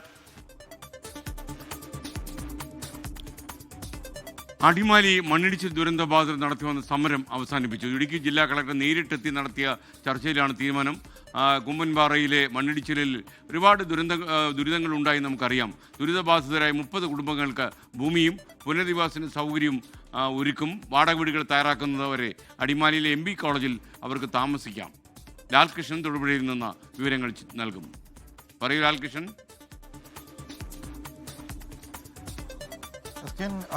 മന്ത്രിതലത്തിൽ നടന്ന ചർച്ചയിൽ പോലും സമവായമാകാതിരുന്ന വിഷയത്തിലാണ് ഇപ്പോൾ ഇടുക്കി ജില്ലാ കളക്ടർ നേരിട്ട് ക്യാമ്പിലെത്തി ഇവരുമായി സംസാരിച്ചത്. മന്ത്രിതലത്തിൽ നടന്ന ചർച്ചയിൽ പല തീരുമാനങ്ങളും എടുത്തെങ്കിലും തങ്ങളെ ബാധിക്കുന്ന വിഷയം തങ്ങളുമായി ചർച്ച ചെയ്യാതെ എടുത്ത തീരുമാനം അംഗീകരിക്കാൻ കഴിയില്ല എന്ന നിലപാടിലായിരുന്നു. മാത്രമല്ല, ദുരന്തത്തിലകപ്പെട്ട ആളുകളുടെ പട്ടിക തയ്യാറാക്കിയപ്പോൾ മനഃപൂർവ്വമോ അല്ലാതെയോ ചിലരെ ഒഴിവാക്കിയിട്ടുണ്ട്. അവർക്കടക്കം പുനരധിവാസത്തിനുള്ള കാര്യങ്ങൾ ചെയ്തു തരണം എന്നുള്ളതായിരുന്നു പറഞ്ഞിരുന്നത്. എന്താണെങ്കിലും കളക്ടർ നടത്തിയ ചർച്ചയിൽ അതിനെല്ലാം ഒരു തീരുമാനമായിട്ടുണ്ട്. 30 കുടുംബങ്ങൾക്ക് ഭൂമി നൽകും, അതോടൊപ്പം അവിടെ പുനരധിവാസത്തിന് വേണ്ടിയിട്ടുള്ള സൗകര്യങ്ങളും ഒരുക്കും എന്ന കാര്യം ഉറപ്പ് നൽകിയിട്ടുണ്ട്. നിലവിൽ നാഷണൽ ഹൈവേയിൽ വീണുകിടക്കുന്ന മണ്ണ് പൂർണ്ണമായി നീക്കാനുള്ള പ്രവർത്തികൾ നാളെ തന്നെ പുനരാരംഭിക്കും. അതിനോടൊപ്പം തന്നെ അവിടെ നിർമ്മാണ പ്രവർത്തികളും ആരംഭിക്കും എന്നറിയിച്ചിട്ടുണ്ട്. കാരണം മഴ ശക്തമായി വീണ്ടും മണ്ണിടിച്ചിൽ ഉണ്ടാകാതിരിക്കാൻ വേണ്ടിയിട്ടാണ് എത്രയും പെട്ടെന്ന് അവിടെ പുനർനിർമ്മാണ പ്രവർത്തനങ്ങൾക്ക് വേഗം കൂട്ടാം എന്ന തീരുമാനത്തിലെത്തിയിരിക്കുന്നത്. ഇതോടൊപ്പം പറഞ്ഞിരിക്കുന്നത് വാടക വീടുകളിലേക്ക് മാറുന്നതിന് വേണ്ടിയിട്ടുള്ള സൗകര്യമൊരുക്കുക എന്നുള്ളതാണ്. അത് 30 കുടുംബങ്ങൾക്കും സൗകര്യമൊരുക്കും. അതിൻ്റെ വാടക നാഷണൽ ഹൈവേ അതോറിറ്റി തന്നെ നൽകും. ആ വീടുകൾ തയ്യാറാകുന്നത് വരെ MB കോളേജിൽ തങ്ങാം എന്ന തീരുമാനത്തിലേക്ക് എത്തിയിട്ടുണ്ട്. തൽക്കാലം നിൽക്കുന്ന സ്കൂളിൽ നിന്ന് ക്യാമ്പ് മാറ്റും. ഇതോടൊപ്പം ഇവരുടെ ഇൻഷുറൻസ് പരിരക്ഷ അടക്കമുള്ള കാര്യങ്ങൾക്ക് തുക വർദ്ധിപ്പിക്കുന്ന അടക്കമുള്ള കാര്യങ്ങളും പരിഗണനയിലുണ്ട്. അത് ഉടൻ തന്നെ ചെയ്യുമെന്ന് ദേശീയപാത അധികൃതരും ഉറപ്പ് നൽകിയിട്ടുണ്ട്. എടുത്തു പറയേണ്ട മറ്റൊരു കാര്യം എന്ന് പറയുന്നത് ഇതൊരു മനുഷ്യനിർമ്മിത ദുരന്തമാണ് എന്ന കാര്യം ജില്ലാ കളക്ടർ സമ്മതിക്കുന്നുണ്ട്. നിർമ്മാണ പ്രവൃത്തിക്കിടയിലുണ്ടായ അപകടം കൊണ്ട് ഉണ്ടായ ദുരന്തം തന്നെയാണ്. അതുകൊണ്ട് തന്നെ ഇതിന് മറ്റു തരത്തിലുള്ള കോമ്പൻസേഷന് പകരം ദേശീയപാത നിർമ്മാണ അതോറിറ്റിയിൽ നിന്ന് അതിനുള്ള കോമ്പൻസേഷൻ വാങ്ങി നൽകും എന്ന കാര്യം ഉറപ്പ് നൽകുന്നു. സന്ധ്യയുടെ ചികിത്സാ സഹായവുമായി ബന്ധപ്പെട്ടുണ്ടായ വിവാദങ്ങൾക്കുള്ള മറുപടി എന്നോണം 3 ലക്ഷം രൂപ സംഭവം കഴിഞ്ഞതിന് തൊട്ടു പിന്നാലെ തന്നെ കൈമാറിയിരുന്നു. ഇന്നലെ ആ തുക രാജഗിരി ആശുപത്രിയിൽ അടച്ചിട്ടുണ്ട്. മാത്രമല്ല, തുടർ ചികിത്സയ്ക്ക് വേണ്ട സൗകര്യങ്ങളും ഒരുക്കുമെന്ന കാര്യം കൂടി അറിയിച്ചിരിക്കുന്നു. അതോടൊപ്പം സന്ധ്യയുടെ മകളുടെ ചികിത്സയ്ക്ക് അവരുടെ പഠനത്തിനാവശ്യമായി അത്യാവശ്യം എന്ന നിലയിൽ നിലവിൽ 1 ലക്ഷം രൂപ അടിയന്തരമായി കൈമാറും എന്ന കാര്യം കൂടി ദേശീയപാത അതോറിറ്റി അറിയിച്ചതായി ഇപ്പോൾ കളക്ടർ പറയുന്നുണ്ട്. അതിൻ്റെ അടിസ്ഥാനത്തിലാണ് ഇതുവരെ നടന്നിരുന്ന പ്രതിഷേധങ്ങൾക്ക് മാറ്റം വരുന്നത്. നാളെ തന്നെ ക്യാമ്പിൽ നിന്ന് ആളുകൾ MB കോളേജിലേക്കും മറ്റിടങ്ങളിലേക്കും മാറും എന്ന കാര്യം കൂടിയാണ് അറിയാൻ കഴിയുന്നത്. ബീഹാറിൽ ജൻസുരാജ് പാർട്ടി നേതാവ് മരിച്ചത് വെടിയേറ്റല്ലെന്ന് പോസ്റ്റ്മോർട്ടം നിഗമനം. ദുലാർചന്ദ് യാദവിൻ്റെ കാലിലാണ് വെടിയേറ്റത്. ഇത് മരണകാരണമല്ലെന്ന് പോസ്റ്റ്മോർട്ടത്തിൽ പറയുന്നു. ശ്രീനാഥ് ചന്ദ്രൻ ബീഹാറിലെ പാറ്റ്നയിൽ നിന്ന് തത്സമയം ചേരുകയാണ്. ശ്രീനാഥ്, ഇതുവരെയുള്ള വിശ്വാസം വെടിയേറ്റ് മരിച്ചു എന്നായിരുന്നു. എപ്പോൾ അങ്ങനെയല്ല എന്നാണ് പോസ്റ്റ്മോർട്ടം റിപ്പോർട്ട്.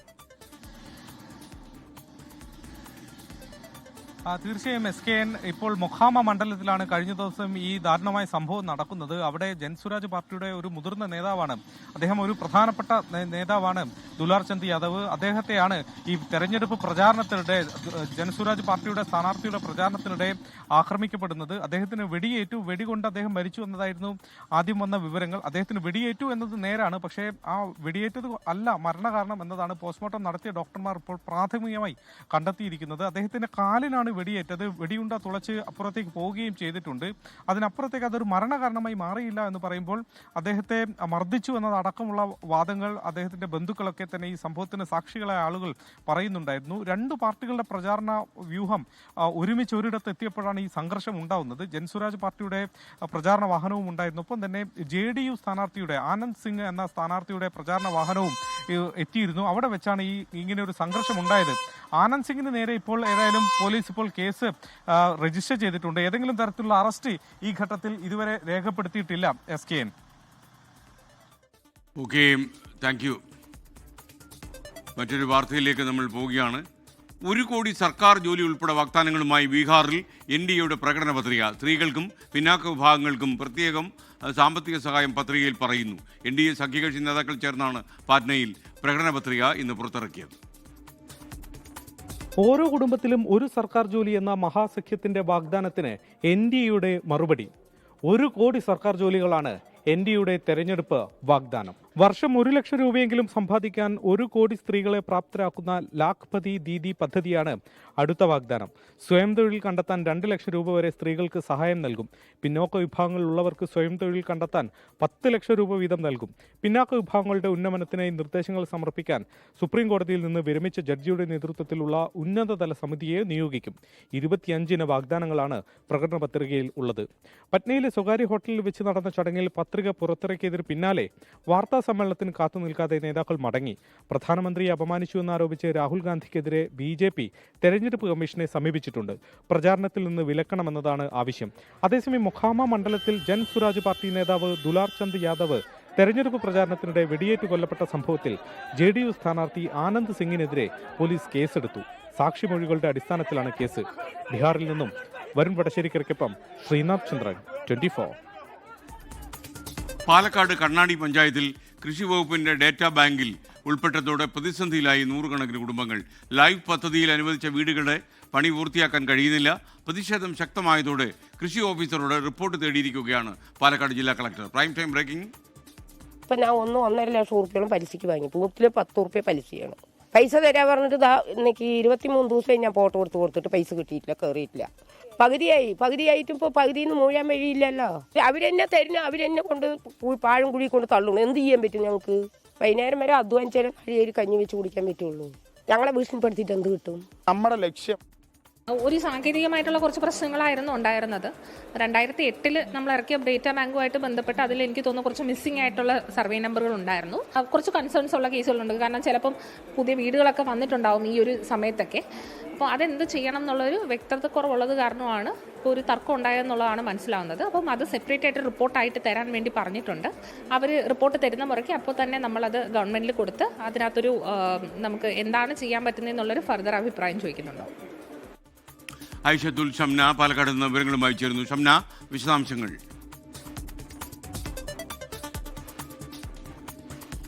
നിലവിൽ 2008 ആദ്യത്തെ ഡാറ്റാ ബാങ്ക് ഇവിടെ വരുന്നത്. അത് പ്രകാരം ചില കുടുംബങ്ങൾ ഈ ഡാറ്റാ ബാങ്കിൽ ഉൾപ്പെട്ടിരുന്നു. ഇവർക്ക് അന്ന് നിലവിൽ ആനുകൂല്യങ്ങളൊക്കെ കിട്ടിയിരുന്നു. നിലവിൽ ഇപ്പോൾ ഈ ലൈഫ് പ്രകാരം അനുവദിച്ച് കിട്ടിയ വീടിന്റെ പണികളടക്കം തുടങ്ങിയ ഘട്ടത്തിലാണ് രണ്ടാമത് ഇപ്പോൾ പുതിയ ഡാറ്റാ ബാങ്ക് പുറത്തു വരുന്നത്. ഇതിന്റെ അടിസ്ഥാനത്തിൽ വീണ്ടും ഈ ലൈഫ് പദ്ധതിയിൽ അടക്കം വീടുകൾ അനുവദിച്ച് വീടുപണി തുടങ്ങിയവർക്കടക്കം വീണ്ടും ഇതേ ഡാറ്റാ ബാങ്കിൽ ഉൾപ്പെട്ടതോടുകൂടിയാണ് പ്രതിസന്ധിയായിരിക്കുന്നത്. നിലവിൽ പുതിയ ഡാറ്റാ ബാങ്കിൽ കൂടി ഉൾപ്പെട്ടതോടെ ഇനി നിലവിൽ പണിതുകൊണ്ടിരിക്കുന്ന വീടുകൾ അത് പണി പൂർത്തിയാക്കാൻ സാധിക്കില്ല. ഈ ഡാറ്റാ ബാങ്കിൽ ഒഴിവാക്കി കിട്ടുന്നത് വരേക്ക് തുടർ നടപടികൾ സ്വീകരിക്കാൻ കഴിയില്ല. ഒപ്പം തന്നെ നിലവിൽ സ്വന്തമായി പുരയിടമുള്ളവർക്ക് അതിൽ വീട് വെച്ച് വർഷങ്ങളായി താമസിച്ച് വരുന്നവരെ വരെ ഈ പുതിയ ഡാറ്റാ ബാങ്കിൽ ഉൾപ്പെടുത്തുക കൂടി ചെയ്തിട്ടുണ്ട്. ഇവർക്ക് സ്വന്തം പുരയിടത്തിൽ ലോൺ എടുക്കാനോ അല്ലെങ്കിൽ ഈ നിലവിലുള്ള ലോണുകൾ പുതുക്കിയെടുക്കാനോ കഴിയാത്ത ഒരു സാഹചര്യമുണ്ട്. ഇത് കണ്ണാടി പഞ്ചായത്തിലെ 1-2 വീടുകൾ മാത്രമല്ല, മറിച്ച് ഏകദേശം 1000-ഓളം കുടുംബങ്ങളെ ബാധിക്കുന്ന ഒരു വിഷയമാണ്. ഇപ്പോൾ ഈ പുതിയ ഡാറ്റാ ബാങ്ക് നിലവിൽ ചിലർ മാത്രമാണ് നേരിട്ട് ഇത് പരാതിയുമായി രംഗത്തെത്തിയിട്ടുള്ളത്. ഇവർ മാത്രം ഏകദേശം 100 കുടുംബങ്ങൾ ഉണ്ട് എന്നാണ് ഇപ്പോൾ കളക്ടർ തന്നെ നമ്മളോട് നേരിട്ട് വ്യക്തമാക്കുന്നത്. ഇതിന്റെ അടിസ്ഥാനത്തിൽ കഴിഞ്ഞ ദിവസം വലിയ പ്രതിഷേധമായിരുന്നു കണ്ണാടിയിൽ ഉണ്ടായിരുന്നത്. MLA രാഹുൽ മാങ്കൂട്ടത്തിലിന്റെ നേതൃത്വത്തിൽ കൂടിയായിരുന്നു പ്രതിഷേധം.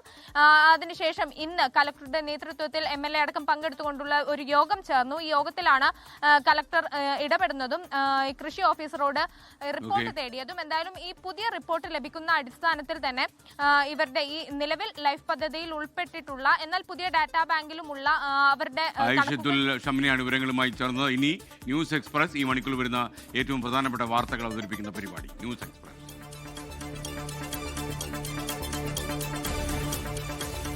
അതിദാരിദ്ര്യമുക്ത സംസ്ഥാനമായി കേരളത്തെ നാളെ പ്രഖ്യാപിക്കും. പ്രത്യേക നിയമസഭാ സമ്മേളനത്തിൽ മുഖ്യമന്ത്രി പിണറായി വിജയൻ പ്രഖ്യാപനം നടത്തും.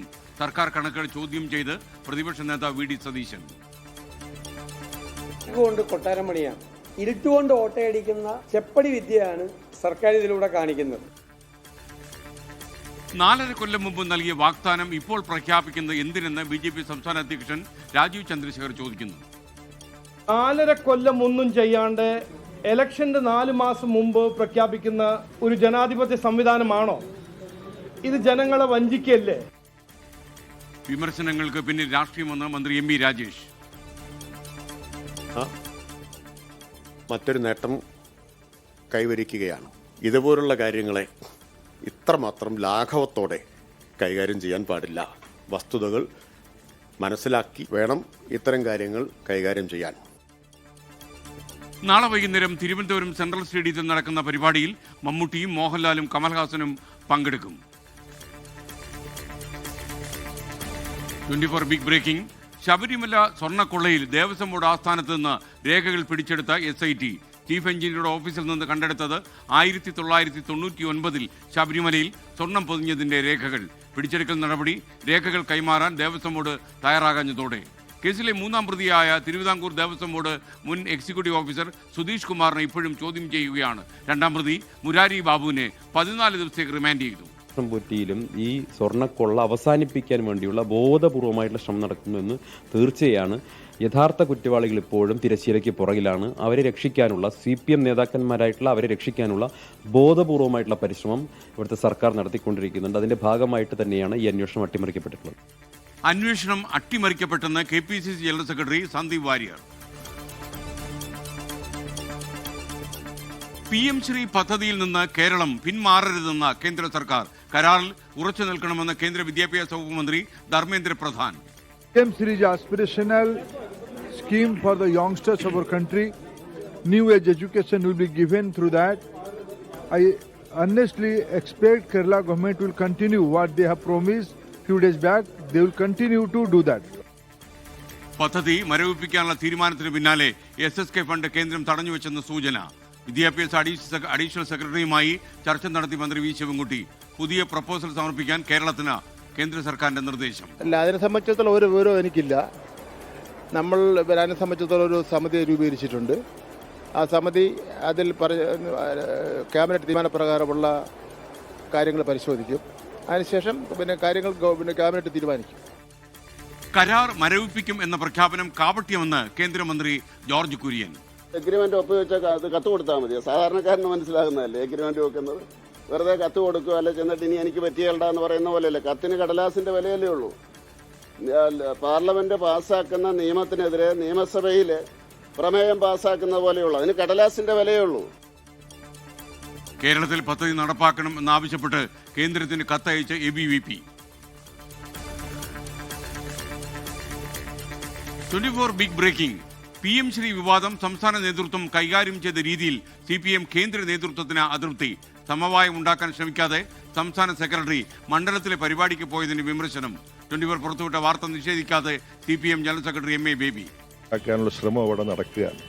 ആ ശ്രമം നടക്കുന്നതിനിടയ്ക്ക് ഓരോരുത്തരുടെയും ഈ പങ്കാളിത്തത്തിലുള്ള ജാഗ്രതയുടെയും ശ്രദ്ധയുടെയും അളവ് സെന്റിമീറ്റർ കണക്കിന് നമ്മൾ നോക്കേണ്ട ആവശ്യമില്ല.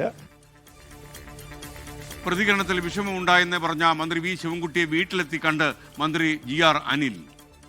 ഐക്യത്തോടു കൂടിയാണ്. അങ്ങനെ കമ്മ്യൂണിസ്റ്റുകാരെ തെറ്റി അങ്ങോട്ടും ഇങ്ങോട്ടും തെറ്റാൻ വേണ്ടി മാധ്യമപ്രവർത്തകർ പരിശ്രമിക്കേണ്ട, അത് നടക്കില്ല. ഒരു പ്രശ്നമില്ല. നമ്മളൊരു വീടാകുമ്പോൾ ചട്ടിയും കലവും നാട്ടുപ്രദേശത്ത് പറയല്ലേ, തട്ടിയും മുട്ടിയും കിടക്കുന്നില്ല. ആരോഗ്യത്തിൽ കണ്ടാൽ മതി. 265 ദിവസമായി സെക്രട്ടേറിയറ്റിന് മുന്നിൽ തുടരുന്ന ആശാ വർക്കേഴ്സിന്റെ സമരം അവസാനിക്കുകയാണ്. രാപ്പകൽ സമരം അവസാനിപ്പിക്കുന്നത് നാളെ സമരപ്രതിജ്ഞ റാലി നടത്തി. ജില്ലാതലത്തിലും താഴെത്തട്ടിലും സമരം പക്ഷേ വ്യാപിപ്പിക്കും. സെക്രട്ടേറിയറ്റിന് മുന്നിൽ തുടർന്നു വരുന്ന ഈ സമരരൂപം അവസാനിപ്പിച്ചുകൊണ്ട് ഞങ്ങളുടെ ഡിമാൻഡ് 21,000 രൂപ ഓണറേറിയം വർദ്ധിപ്പിക്കുക, വിരമിക്കൽ ആനുകൂല്യം 5 ലക്ഷം രൂപ പ്രഖ്യാപിക്കുക. ഈ ഡിമാൻഡ് നേടിയെടുക്കുന്നത് വരെ സമരം തുടരുക എന്നുള്ളതാണ് നമ്മൾ തീരുമാനിച്ചിരിക്കുന്നത്. സമരം മൂലമല്ല ഓണറേറിയം വർദ്ധിപ്പിച്ചതെന്ന് ധനമന്ത്രി KN ബാലഗോപാൽ പറയുന്നു. ഈ സമരം കൊണ്ടാണ് വർദ്ധിപ്പിച്ചത്. അവരങ്ങനെ വിചാരിച്ചോട്ടെ. ആ സമരത്തിനോടൊന്നും നമുക്ക് അനുഭവമില്ലാതില്ല. സമര രീതി മാത്രമാണ് മാറ്റുന്നതെന്നും ആശമാർക്കുള്ള പിന്തുണ തുടരുമെന്നും KPCC അധ്യക്ഷൻ. വർദ്ധിപ്പിച്ച ക്ഷേമ പെൻഷൻ കുടിശ്ശിക ഉൾപ്പെടെ നവംബറിൽ ഗുണഭോക്താക്കളിലേക്ക് എത്തും. ജീവനക്കാരുടെ പുതുക്കിയ DA ഉൾപ്പെടെ ശമ്പളം നാളെ മുതൽ. 24 ബിഗ് ബ്രേക്കിംഗ്. അർജന്റീനയുടെ മത്സരത്തിനായി സ്പോർട്സ് കേരള ഫൗണ്ടേഷനും സ്പോൺസറും തമ്മിലുള്ള കരാർ കടലാസിൽ മാത്രം. സുരക്ഷാ ചെലവ് സർക്കാർ വഹിക്കുമ്പോഴും വരുമാനം മുഴുവൻ സ്പോൺസർക്ക്. സ്റ്റേഡിയം കൈമാറിയത് കായിക മന്ത്രി പറഞ്ഞിട്ടെന്ന രേഖകൾ. സ്റ്റേഡിയത്തിൽ അനധികൃത നിർമ്മാണം നടത്തിയെന്നാരോപിച്ച GCDA ചെയർമാനും സ്പോൺസർക്കുമെതിരെ കോൺഗ്രസ് പരാതി നൽകി. TJ ചന്ദ്രചൂഡൻ സ്മാരക അവാർഡ് ദാന ചടങ്ങിൽ പരസ്പരം പുകഴ്ത്തി മുതിർന്ന CPM നേതാവ് G സുധാകരനും പ്രതിപക്ഷ നേതാവ് VD സതീശനും. മന്ത്രിയായിട്ടില്ലെങ്കിലും പ്രതിപക്ഷത്തെ പ്രഗത്ഭനായ നേതാവാണ് VD സതീശനെന്ന് G സുധാകരൻ. ആയിട്ടില്ല, പക്ഷേ നിയമസഭയിലെ പ്രധാനപ്പെട്ട MLA പ്രതിപക്ഷ നേതാവാണ്. ആശയങ്ങളിൽ വെള്ളം ചേർക്കാത്തയാളാണ് G സുധാകരനെന്ന് VD സതീശൻ. തികഞ്ഞ ഒരു കമ്മ്യൂണിസ്റ്റുകാരനാണ്. ഒരിക്കലും തൻ്റെ ആശയങ്ങളെ ഡൈല്യൂട്ട് ചെയ്യാത്ത ഒരാളാണ്. പക്ഷെ എന്നെ ഏറ്റവും ഇഷ്ടപ്പെടുത്തിയിട്ടുള്ളത് അദ്ദേഹത്തിൻ്റെ ഒരു നീതിമാനായ ഒരു ഭരണാധികാരി. ഞാനൊരു MLA എന്നുള്ള നിലയിൽ എനിക്കത് അനുഭവമുണ്ട്. ബീഹാറിൽ വൻ വാഗ്ദാനങ്ങളുമായി NDAയുടെ പ്രകടന പത്രിക. 1 കോടി സർക്കാർ ജോലിയും സ്ത്രീകൾക്കും പിന്നാക്ക വിഭാഗങ്ങൾക്കും വമ്പൻ പദ്ധതികൾ. പ്രധാനമന്ത്രി അപമാനിച്ചെന്നാരോപിച്ച് രാഹുൽ ഗാന്ധിക്കെതിരെ തെരഞ്ഞെടുപ്പ് കമ്മീഷനെ സമീപിച്ച BJP. പ്രചാരണത്തിൽ നിന്ന് രാഹുൽ ഗാന്ധി വിലക്കണമെന്ന ആവശ്യം. RSSനെ നിരോധിക്കണമെന്ന് കോൺഗ്രസ് അധ്യക്ഷൻ മല്ലികാർജുൻ ഖർഗെ. രാജ്യത്തെ ക്രമസമാധാന പ്രശ്നങ്ങൾക്ക് കാരണം BJPയും RSSുമാണെന്ന് വിമർശനം. क्योंकि आज देश में जो कुछ गड़बड़ियां हो रही है और देश में जो कुछ लॉ एंड ऑर्डर का प्रॉब्लम भी क्रिएट हो रहा है, ये सब बीजेपी और RSS की वजह से. മല്ലികാർജുൻ ഖാർഗെയ്ക്ക് മറുപടിയുമായി BJP. RSSനെതിരെ വിഷം വമിപ്പിക്കുകയാണ് കോൺഗ്രസ് എന്ന ആരോപണമുയർന്നു. കേരള സംസ്ഥാന ചലച്ചിത്ര അക്കാദമി ചെയർമാനായി റസൂൽ പൂക്കുട്ടിയെ നിയമിച്ചു. വൈസ് ചെയർപേഴ്സൺ സ്ഥാനത്ത് നിന്ന് നടൻ പ്രേംകുമാറിനെ മാറ്റി. കുക്കു പരമേശ്വരനാണ് പുതിയ വൈസ് ചെയർപേഴ്സൺ. നിലവിലെ ഭരണസമിതിയിലെ 3 പേരെ മാത്രമാണ് നിലനിർത്തിയത്. സ്ഥാനത്ത് നിന്ന് നീക്കിയതിൽ പ്രേംകുമാറിന് അതൃപ്തി. പ്രേംകുമാറിനെ മാറ്റിയത് മുൻകൂട്ടി അറിയിക്കാതെ. തന്റേത് എന്ന പേരിൽ നേരത്തെ പുറത്തുവന്ന ആത്മകഥയ്ക്ക് പിന്നിൽ ആരെന്നറിയാമെന്ന് CPM കേന്ദ്ര കമ്മിറ്റി അംഗം EP ജയരാജൻ. ആത്മകഥയിൽ താൻ എല്ലാം എഴുതിയിട്ടുണ്ട്. ഇത്തരം ഒരു വാർത്ത പ്രസിദ്ധീകരിക്കുന്നത് യഥാർത്ഥത്തിൽ ആസൂത്രിതമായിട്ടൊരു ഗൂഢാലോചനയാണ്. തെരഞ്ഞെടുപ്പിൽ നമുക്ക് പ്രതികൂലമായ സാഹചര്യം ഉണ്ടാക്കുക എന്നുള്ള ഒരു കാഴ്ചപ്പാട്, അതിൻ്റെ പിന്നിൽ ചിലർ പ്രവർത്തിച്ചിട്ടുണ്ട്. എനിക്കറിയാം. ഞാനത് ഇപ്പോൾ പറയുന്നത് ഗുണകരമല്ലാത്തതുകൊണ്ട് ഇപ്പോൾ പറയുന്നില്ല. പക്ഷേ അതെല്ലാം ഒരു കാലത്ത് വെളിവാക്കപ്പെടും. പ്രകാശ് ജാവദേക്കർ വിവാദത്തിലും ഗൂഢാലോചന നടന്നെന്നും EP ജയരാജൻ 24നോട്.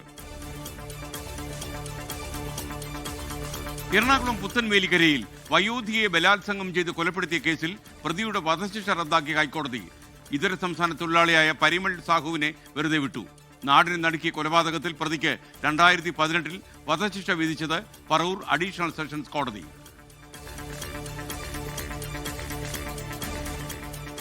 ഹൈക്കമാൻഡുമായി ഡൽഹിയിൽ നടത്തിയ ചർച്ചകൾക്ക് പിന്നാലെ KPCC കോർ കമ്മിറ്റി പുനഃസംഘടിപ്പിച്ചു. AK ആന്റണി ഉൾപ്പെടെ 17 പേർ കമ്മിറ്റിയിൽ. Deepa Dasmunsi convener.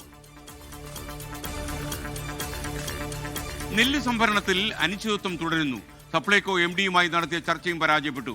ആവശ്യങ്ങളിൽ നിന്ന് പിന്മാറാത്ത മില്ലുടമകൾ അനാവശ്യ വാശിയെന്ന കൃഷി വകുപ്പ് മന്ത്രി. നിഷേധാത്മകമായ സമീപനം ചില മില്ലുകൾ സ്വീകരിക്കുന്നുണ്ട്. അവർക്ക് സംഘടനയും എല്ലാം ഉണ്ട് എന്നുള്ളതാണ് അവർ പറയുന്ന കാര്യം. സിവിൽ സപ്ലൈസ് വകുപ്പ് മന്ത്രി ശ്രീ GR അനിൽ ഇക്കാര്യത്തിൽ വീണ്ടും ഇടപെട്ട് ചർച്ചകൾ നടത്തിക്കൊണ്ടിരിക്കുകയാണ്. പ്രശ്നം ഇന്നത്തോട് പരിഹരിക്കാൻ കഴിയുമെന്നാണ് ഞങ്ങളെല്ലാം പ്രതീക്ഷിക്കുന്നത്. സംഭരണം മുടങ്ങിയതോടെ കർഷകർ പ്രതിസന്ധിയിലായി. പാലക്കാട് കണ്ണാടി പഞ്ചായത്തിൽ കൃഷി വകുപ്പിന്റെ ഡേറ്റാ ബാങ്കിൽ ഉൾപ്പെട്ടതോടെ പ്രതിസന്ധിയിലായി നൂറുകണക്കിന് കുടുംബങ്ങൾ. ലൈവ് പദ്ധതിയിൽ അനുവദിച്ച വീടുകളുടെ പണി പൂർത്തിയാക്കാൻ കഴിയുന്നില്ല. ഞാൻ 1.5 ലക്ഷം ഉറുപ്പ്യോളം പലിശയ്ക്ക് വാങ്ങി. ബൂത്തിൽ 10 ഉറുപ്പ്യ പലിശയാണ്. പൈസ തരാ പറഞ്ഞിട്ട് എനിക്ക് 23 ദിവസമായി ഞാൻ ഫോട്ടോ കൊടുത്തിട്ട് പൈസ കിട്ടിയിട്ടില്ല, കയറിയിട്ടില്ല. പകുതിയായിട്ടും ഇപ്പോൾ പകുതിയിൽ നിന്ന് മുഴുവൻ വഴിയില്ലല്ലോ. അവരെന്നെ തരുന്ന അവരെന്നെ കൊണ്ട് പാഴും കുഴി കൊണ്ട് തള്ളുന്നു. എന്ത് ചെയ്യാൻ പറ്റും ഞങ്ങൾക്ക്? കൃഷി ഓഫീസറോട് റിപ്പോർട്ട് തേടി ജില്ലാ കളക്ടർ. 2008 നമ്മൾ ഇറക്കിയ ഡേറ്റാ ബാങ്കുമായിട്ട് ബന്ധപ്പെട്ട് അതിൽ എനിക്ക് തോന്നുന്നു കുറച്ച് മിസ്സിംഗ് ആയിട്ടുള്ള സർവേ നമ്പറുകൾ ഉണ്ടായിരുന്നു. കുറച്ച് കൺസേൺസ് ഉള്ള കേസുകളുണ്ട്. കാരണം ചിലപ്പം പുതിയ വീടുകളൊക്കെ വന്നിട്ടുണ്ടാവും ഈ ഒരു സമയത്തൊക്കെ. അപ്പോൾ അതെന്ത് ചെയ്യണം എന്നുള്ളൊരു വ്യക്തതക്കുറവുള്ളത് കാരണമാണ് ഇപ്പോൾ ഒരു തർക്കം ഉണ്ടായെന്നുള്ളതാണ് മനസ്സിലാവുന്നത്. അപ്പം അത് സെപ്പറേറ്റ് ആയിട്ട് റിപ്പോർട്ടായിട്ട് തരാൻ വേണ്ടി പറഞ്ഞിട്ടുണ്ട്. ഇന്ത്യൻ ഹോക്കി ഇതിഹാസം മാനുവൽ ഫെഡറിക് അന്തരിച്ചു. വിട പറഞ്ഞത് കേരളത്തിന്റെ ആദ്യ ഒളിമ്പിക് മെഡൽ ജേതാവ്. സംസ്കാരം ഞായറാഴ്ച ബംഗളൂരിലെ ഒസൂരിൽ. രാഹുൽ മാങ്കൂട്ടത്തിൽ MLA-യുമായി വേദി പങ്കിട്ട വിഷയത്തിൽ പാലക്കാട് നഗരസഭാ അധ്യക്ഷ പ്രമീള ശശിധരന് പിന്തുണയുമായി BJP സംസ്ഥാന നേതൃത്വം. പ്രമീള ശശിധരനെതിരെ അച്ചടക്ക നടപടി ഉണ്ടാകില്ല. നടപടി വേണമെന്ന പാലക്കാട് ജില്ലാ നേതൃത്വത്തിന്റെ ആവശ്യം തള്ളി. പരിപാടിയുടെ ക്രെഡിറ്റ് രാഹുലിന് മാത്രം ലഭിക്കാതിരിക്കാൻ താൻ പങ്കെടുത്തതെന്ന് പ്രമീള ശശിധരന്റെ ന്യായീകരണം. വിശദീകരണം അംഗീകരിച്ച് സംസ്ഥാന നേതൃത്വം. ബീഹാറിൽ ജൻസ്വരാജ് പാർട്ടി നേതാവ് മരിച്ചത് വെടിയേറ്റല്ലെന്ന് പോസ്റ്റ്മോർട്ടത്തിൽ നിഗമനം. മുഖമ മണ്ഡലത്തിലെ സ്ഥാനാർത്ഥി ദുലാർചന്ദ് യാദവിന് വെടിയേറ്റത് കാലിൽ. ഇത് മരണകാരണമാവില്ല എന്നാണ് നിഗമനം. സംഭവത്തിൽ മണ്ഡലത്തിലെ JDU സ്ഥാനാർത്ഥി ആനന്ദ് സിംഗിനെതിരെ പോലീസ് കേസെടുത്തിരുന്നു. കേരളത്തിലെ മുസ്ലിം ക്രിസ്ത്യൻ OBC സംവരണത്തിനെതിരെ ദേശീയ പിന്നാക്ക കമ്മീഷൻ. മതാടിസ്ഥാനത്തിൽ മുസ്ലിം ക്രിസ്ത്യൻ സമുദായത്തിന് സംവരണം നൽകിയത് രാഷ്ട്രീയ നേട്ടത്തിനെന്ന് ആക്ഷേപം. केरला में मुस्लिमों को और ईसाइयों को OBC का आरक्षण दिया जा रहा है. उनसे हमने यह मांगा कि आधार दीजिए, रिपोर्ट बताइए या कोई सुप्रीम कोर्ट का जजमेंट हो तो दिखिए. कोई उनके पास में बेस नहीं है, कोई सर्वे नहीं किया, कोई फाइल नहीं बनाई. 15 दिन बाद हमने उनको बुलाया था ये आयोग में. यहाँ आने के बाद उन्हें कोई डॉक्यूमेंट दिए नहीं. ഏത് സർവേയുടെ അടിസ്ഥാനത്തിലാണ് സംവരണം എന്ന ചോദ്യത്തിന് സംസ്ഥാന സർക്കാർ മറുപടി നൽകിയില്ലെന്നും കമ്മീഷൻ അധ്യക്ഷൻ ഹൻസ്രാജ് അഹിർ. അടിമാലി കൂമ്പൻപാറയിലെ മണ്ണിടിച്ചിൽ ദുരന്ത ബാധിതർ നടത്തിവന്ന സമരം അവസാനിപ്പിച്ചു. ഇടുക്കി ജില്ലാ കളക്ടർ നേരിട്ടെത്തി നടത്തിയ ചർച്ചയിലാണ് തീരുമാനമുണ്ടായത്. ദുരന്ത ബാധിതരായ 30 കുടുംബങ്ങൾക്ക് പുനരധിവാസത്തിന് സൗകര്യമൊരുക്കും. വാടക വീടുകൾ തയ്യാറാക്കുന്നതുവരെ അടിമാലി MB കോളേജിൽ അവരെ താമസിപ്പിക്കും. അവർക്ക് ആവശ്യമായ വീട് വാടകയ്ക്ക് എടുക്കാനോ മറ്റു സൗകര്യങ്ങൾ കണ്ടെത്തുകയോ ചെയ്താൽ അതിന് വേണ്ടിവരുന്ന വാടക NHI നൽകണമെന്നുള്ളതാണ് ഇവിടുത്തെ മറ്റൊരു തീരുമാനം. മണ്ണിടിച്ചിലിന്റെ പൂർണ്ണ ഉത്തരവാദിത്വം ദേശീയപാത അതോറിറ്റിക്കെന്ന മന്ത്രി റോഷി അഗസ്റ്റിൻ. നഷ്ടപരിഹാരം ഉൾപ്പെടെ ദേശീയപാത അതോറിറ്റി നൽകണമെന്നും മന്ത്രി. സംസ്ഥാനത്ത് ക്രിപ്റ്റോ കറൻസി വഴി ഹവാല ഇടപാടുകൾ വ്യാപകമാകുന്നു. ആദായ നികുതി വകുപ്പിന്റെ റെയ്ഡിലാണ് ഈ കണ്ടെത്തൽ. കോഴിക്കോട്, മലപ്പുറം ജില്ലകളിൽ 2 ദിവസം നീണ്ടുപോയ പരിശോധന. രാജ്യത്തെ ക്രിപ്റ്റോ വാലറ്റിൽ എത്തിയത് 330 കോടി രൂപയുടെ ക്രിപ്റ്റോ കറൻസി. തിരുവനന്തപുരത്ത് ഇൻസ്റ്റാഗ്രാം വഴി പരിചയപ്പെട്ട 9ാം ക്ലാസ്സുകാരെ പീഡിപ്പിച്ച യുവാവിന് 30 കൊല്ലം കഠിന തടവും 5,75,000 രൂപ പിഴയും ശിക്ഷ. ചിറയൻകീഴ് ശാർക്കര സ്വദേശി സുജിത്തിനെയാണ് ആറ്റിങ്ങൽ അതിവേഗ സ്പെഷ്യൽ പോക്സോ കോടതി ശിക്ഷിച്ചത്. പിഴത്തുക അതിജീവിതയ്ക്ക് നൽകണം. കേസിന് ആസ്പദമായ സംഭവം നടന്നത് 2022. ഭൂട്ടാൻ കാർ കടത്ത് കേസിൽ നടൻ ദുൽഖർ സൽമാൻ ആശ്വാസം. എൻഫോഴ്സ്മെന്റ് ഡയറക്ടറേറ്റിന്റെ അന്വേഷണത്തിൽ ദുൽഖറിനെതിരെ PMLA വകുപ്പ് ചുമത്തിയേക്കില്ല. ഇതുവരെയുള്ള അന്വേഷണത്തിൽ കണ്ടെത്തിയത് ഫെമ നിയമലംഘനം മാത്രം. കേസിൽ ECIR രജിസ്റ്റർ ചെയ്ത ED ഇനി ചോദ്യം ചെയ്യാൻ വിളിപ്പിച്ചേക്കില്ല. ഓപ്പറേഷൻ CY കണ്ട് പരിശോധനയിൽ കൊച്ചിയിൽ പിടിയിലായത് വിദ്യാർത്ഥികളടങ്ങുന്ന വൻ സംഘം. തട്ടിപ്പ് പണം എത്തുന്നത് കൂടുതലും വിദ്യാർത്ഥികളുടെ അക്കൗണ്ടിലേക്കെന്ന് Kochi city police commissioner Putta Vimaladitya. Cyber തട്ടിപ്പുകൾ കൂടെ വരുന്ന പൈസ വരുന്നതും ഈ പൈസ വിഡ്രോ ചെയ്യപ്പെടുന്നതും അത് മറ്റ് കുറച്ച് അക്കൗണ്ടുകളിലേക്ക് ഇവർ റീഡിപ്പോസിറ്റ് ചെയ്യുന്ന ഒരു പരിപാടിയാണ് ഇവിടെ നടത്തുന്നത്. മ്യൂൾ അക്കൗണ്ടുകൾ ദുബായിലേക്ക് ബന്ധിപ്പിച്ചിരുന്ന പെരുമ്പാവൂർ സ്വദേശിക്കായി അന്വേഷണം ഊർജിതമാക്കി. ഓപ്പറേഷൻ CY കണ്ടിന് പിന്നാലെ കോഴിക്കോട് ജില്ലയെ സാമ്പത്തിക സൈബർ തട്ടിപ്പ് ഹോട്ട്സ്പോട്ടായി പ്രഖ്യാപിച്ചു. ദക്ഷിണേന്ത്യയിലെ സാമ്പത്തിക തട്ടിപ്പ് കേസിൽ ജില്ല 7ാം സ്ഥാനത്തെന്ന് റൂറൽ SP KE ബൈജു. പരാതികൾ രജിസ്റ്റർ ചെയ്യപ്പെടുന്നു. അപ്പോൾ ആ പരാതികൾ രജിസ്റ്റർ ചെയ്യപ്പെടുമ്പോൾ 16 കണക്കിന് പരാതികൾ രജിസ്റ്റർ ചെയ്യപ്പെടുമ്പോൾ ആ പ്രദേശം ആണ് ഹോട്ട്സ്പോട്ട് എന്ന് അവർ മാർക്ക് ചെയ്യുന്നത്. ലൈംഗിക ആരോപണ വിവാദങ്ങൾക്കിടെ രാഹുൽ മാങ്കൂട്ടത്തിൽ MLA-ക്കൊപ്പം വേദി പങ്കിട്ട് മന്ത്രി കെ കൃഷ്ണൻകുട്ടിയും CPIM MLA കെ ശാന്തകുമാരിയും. വേദി പങ്കിട്ടത് പാലക്കാട് നടന്ന ജില്ലാതല പട്ടയമേളയിൽ. മന്ത്രി കെ രാജൻ ഓൺലൈനായി ഈ പരിപാടി ഉദ്ഘാടനം ചെയ്തു. ചരിത്രകാരൻ MR രാഘവ വാര്യർക്ക് കേരള ജ്യോതി പുരസ്കാരം. വിദ്യാഭ്യാസ രംഗത്തെ സംഭാവനകൾ പരിഗണിച്ചാണ് പുരസ്കാരം. രാജശ്രീ വാര്യർക്കും PB അനീഷിനും കേരളപ്രഭ പുരസ്കാരം ലഭിച്ചു. കേരളശ്രീ പുരസ്കാരം 5 പേർക്ക്. മാധ്യമപ്രവർത്തകൻ ശശികുമാർ, നാവികൻ അഭിലാഷ് ടോമി തുടങ്ങിയവർക്കാണ് പുരസ്കാരം. സർക്കാർ വാഹനങ്ങൾക്ക് ഇനി ഏകീകൃത നമ്പർ പ്ലേറ്റ് സീരീസ്. KL 90 സീരീസിൽ സർക്കാർ വാഹനങ്ങൾ രജിസ്റ്റർ ചെയ്യും. കേന്ദ്ര സർക്കാർ, തദ്ദേശ സ്വയംഭരണ സ്ഥാപനങ്ങളുടെ വാഹനങ്ങൾക്കും പുതിയ സീരീസ് വരുന്നു. വിജ്ഞാപനം പുറത്തിറങ്ങി. കോഴിക്കോട് താമരശ്ശേരി കട്ടിപ്പാറ ഫ്രഷ് കട്ട് മാലിന്യ സംസ്കരണ ഫാക്ടറി പരിസരത്ത് നിരോധനാജ്ഞ പ്രഖ്യാപിച്ച പോലീസ്. ഫ്രഷ് കട്ട് പ്ലാന്റിന് 300 മീറ്റർ ചുറ്റളവിലും ഫ്രഷ് കട്ടിലേക്കുള്ള റോഡുകളുടെ 50 മീറ്റർ ഉള്ളിലുമാണ് ഇപ്പോൾ നിരോധനാജ്ഞ. അമ്പായത്തോട് ജംഗ്ഷനിൽ 100 മീറ്ററിനുള്ളിലും നിരോധനാജ്ഞ പ്രഖ്യാപിച്ചു കഴിഞ്ഞു. ഫാക്ടറി തുറന്ന് പ്രവർത്തിക്കുന്നത് വൈകുന്നതിനാൽ സമരം താൽക്കാലികമായി മാറ്റിവെച്ച സമരസമിതി.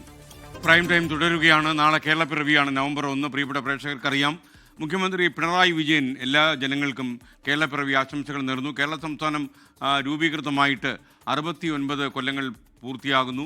ഈ വേളയിൽ എല്ലാവർക്കും അദ്ദേഹം ആശംസകൾ നേരുകയാണ്.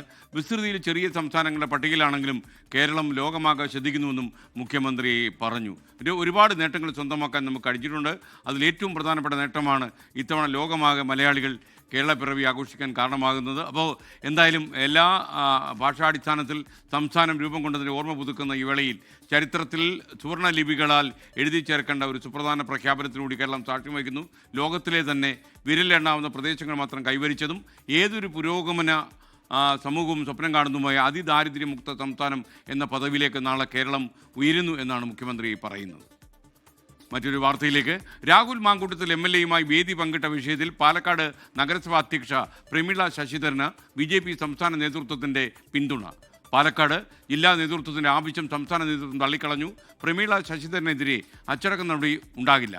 പ്രമീള ശശിധരൻ്റെ വിശദീകരണം സംസ്ഥാന നേതൃത്വം അംഗീകരിച്ചു. 24 പ്രൈം ടൈം ബ്രേക്കിംഗ് ന്യൂസുമായി അലക്സ് റാം മുഹമ്മദ് തിരുവനന്തപുരം നിന്ന് ചേരുന്നു. പറയൂ അലക്സ്. എസ്കാൻ ഗുഡ് ഈവനിങ്. എസ്കാൻ, പാലക്കാട് BJPയെ സംബന്ധിച്ച് പാലക്കാട് BJPക്കുള്ളിൽ കലാപം തന്നെ രൂപപ്പെടുന്നതിന് കാരണമായ സംഭവമായിരുന്നു പാലക്കാട് നഗരസഭാ അധ്യക്ഷ പ്രമീള ശശിധരൻ രാഹുൽ മാങ്കൂട്ടത്തിൽ MLA-യുമായി വേദി പങ്കിട്ടതും അതിനു പിന്നാലെ ഉയർന്ന വിവാദവും. ഇതിനു തൊട്ടു പിന്നാലെ തന്നെ പാലക്കാട് BJP പ്രമീള ശശിധരനെതിരെ നടപടി വേണമെന്ന് ആവശ്യപ്പെടുന്നു. സംസ്ഥാന നേതൃത്വത്തെ അക്കാര്യം അറിയിക്കുന്നു. ജില്ലാ കമ്മിറ്റിയിലെ തന്നെ 18 പേർ പ്രമീള ശശിധരൻ്റെ രാജി ആവശ്യപ്പെടുന്നു. C. കൃഷ്ണകുമാർ, പാലക്കാട് നിന്നുള്ള കോർ കമ്മിറ്റി അംഗം കൂടിയായ C. കൃഷ്ണകുമാർ കോർ കമ്മിറ്റിയിൽ തന്നെ പ്രമീള ശശിധരനെതിരെ നടപടി ആവശ്യപ്പെടുന്നു. ആ തരത്തിൽ വലിയ സമ്മർദ്ദം പ്രമീള ശശിധരനെതിരെ ഉണ്ടായിട്ട് പോലും പ്രമീള ശശിധരനെ പിന്തുണയ്ക്കുന്നു സംസ്ഥാന നേതൃത്വം എന്നുള്ളതാണ് ഏറ്റവും പ്രധാനപ്പെട്ട കാര്യം. പ്രമീള ശശിധരനെതിരെ അച്ചടക്ക നടപടി ഉണ്ടാകില്ല എന്നുള്ളതാണ് ഏറ്റവും പ്രധാനമായി പുറത്തു വരുന്ന വിവരം. കാരണം അവർ തിങ്കളാഴ്ചയും ചൊവ്വാഴ്ചയും പ്രമീള ശശിധരൻ തിരുവനന്തപുരത്തുണ്ടായിരുന്നു. സംസ്ഥാന നേതാക്കളെ നേരിട്ട് കണ്ട് അവർ വിശദീകരണം നൽകി. പ്രധാനമായി രാഹുൽ മാങ്കൂട്ടത്തിൽ MLA പങ്കെടുക്കുന്ന പരിപാടിയിൽ നിന്ന് വിട്ടുനിന്നാൽ അതിൻ്റെ ക്രെഡിറ്റ് രാഹുൽ മാങ്കൂട്ടത്തിൽ MLA-ക്ക് മാത്രമായി പോകും, അതിൽ BJPക്ക് പങ്കില്ല എന്ന് വ്യാഖ്യാനിക്കപ്പെടും എന്നുള്ളത് കൊണ്ടാണ് താൻ പങ്കെടുത്തതെന്ന വിചിത്ര വിശദീകരണമാണ് പ്രമീള ശശിധരൻ സംസ്ഥാന നേതൃത്വത്തിന് നൽകിയത്. ആ വിശദീകരണം അംഗീകരിച്ചു എന്ന് മാത്രമല്ല, തദ്ദേശ തെരഞ്ഞെടുപ്പ് വരാനിരിക്കുന്ന ഒരു പശ്ചാത്തലം കൂടി സംസ്ഥാന നേതൃത്വം വിലയിരുത്തിയിട്ടുണ്ട്. ഈ സമയത്ത് പാലക്കാട് നഗരസഭയിലെ BJP ഭരിക്കുന്ന പാലക്കാട് നഗരസഭയിലെ അധ്യക്ഷയ്ക്കെതിരെ അച്ചടക്ക നടപടി സ്വീകരിച്ചാൽ അത് തെറ്റായ സന്ദേശം നൽകുമെന്നും BJP സംസ്ഥാന നേതൃത്വം വിലയിരുത്തിയിട്ടുണ്ട്.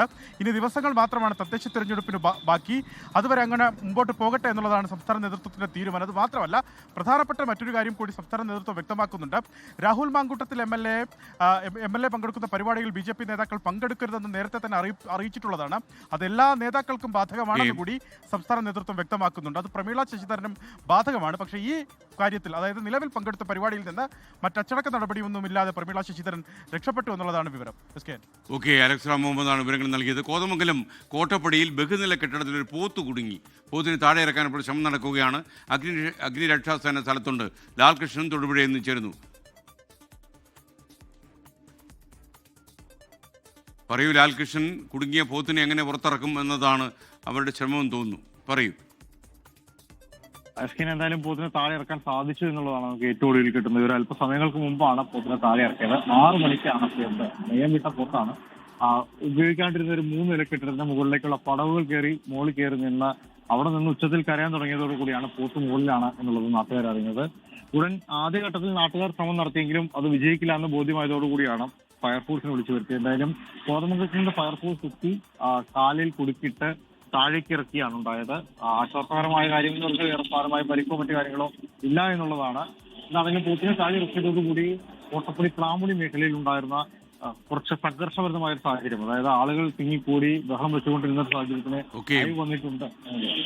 ഒക്ടോബർ 31 പ്രിയപ്പെട്ട പ്രേക്ഷകർക്കറിയാം, ഇന്ത്യയുടെ മുൻ പ്രധാനമന്ത്രിയായിരുന്ന ഇന്ദിരാഗാന്ധിയുടെ ഓർമ്മകൾക്ക് ഇന്ന് 41 കൊല്ലം തികയാണ്.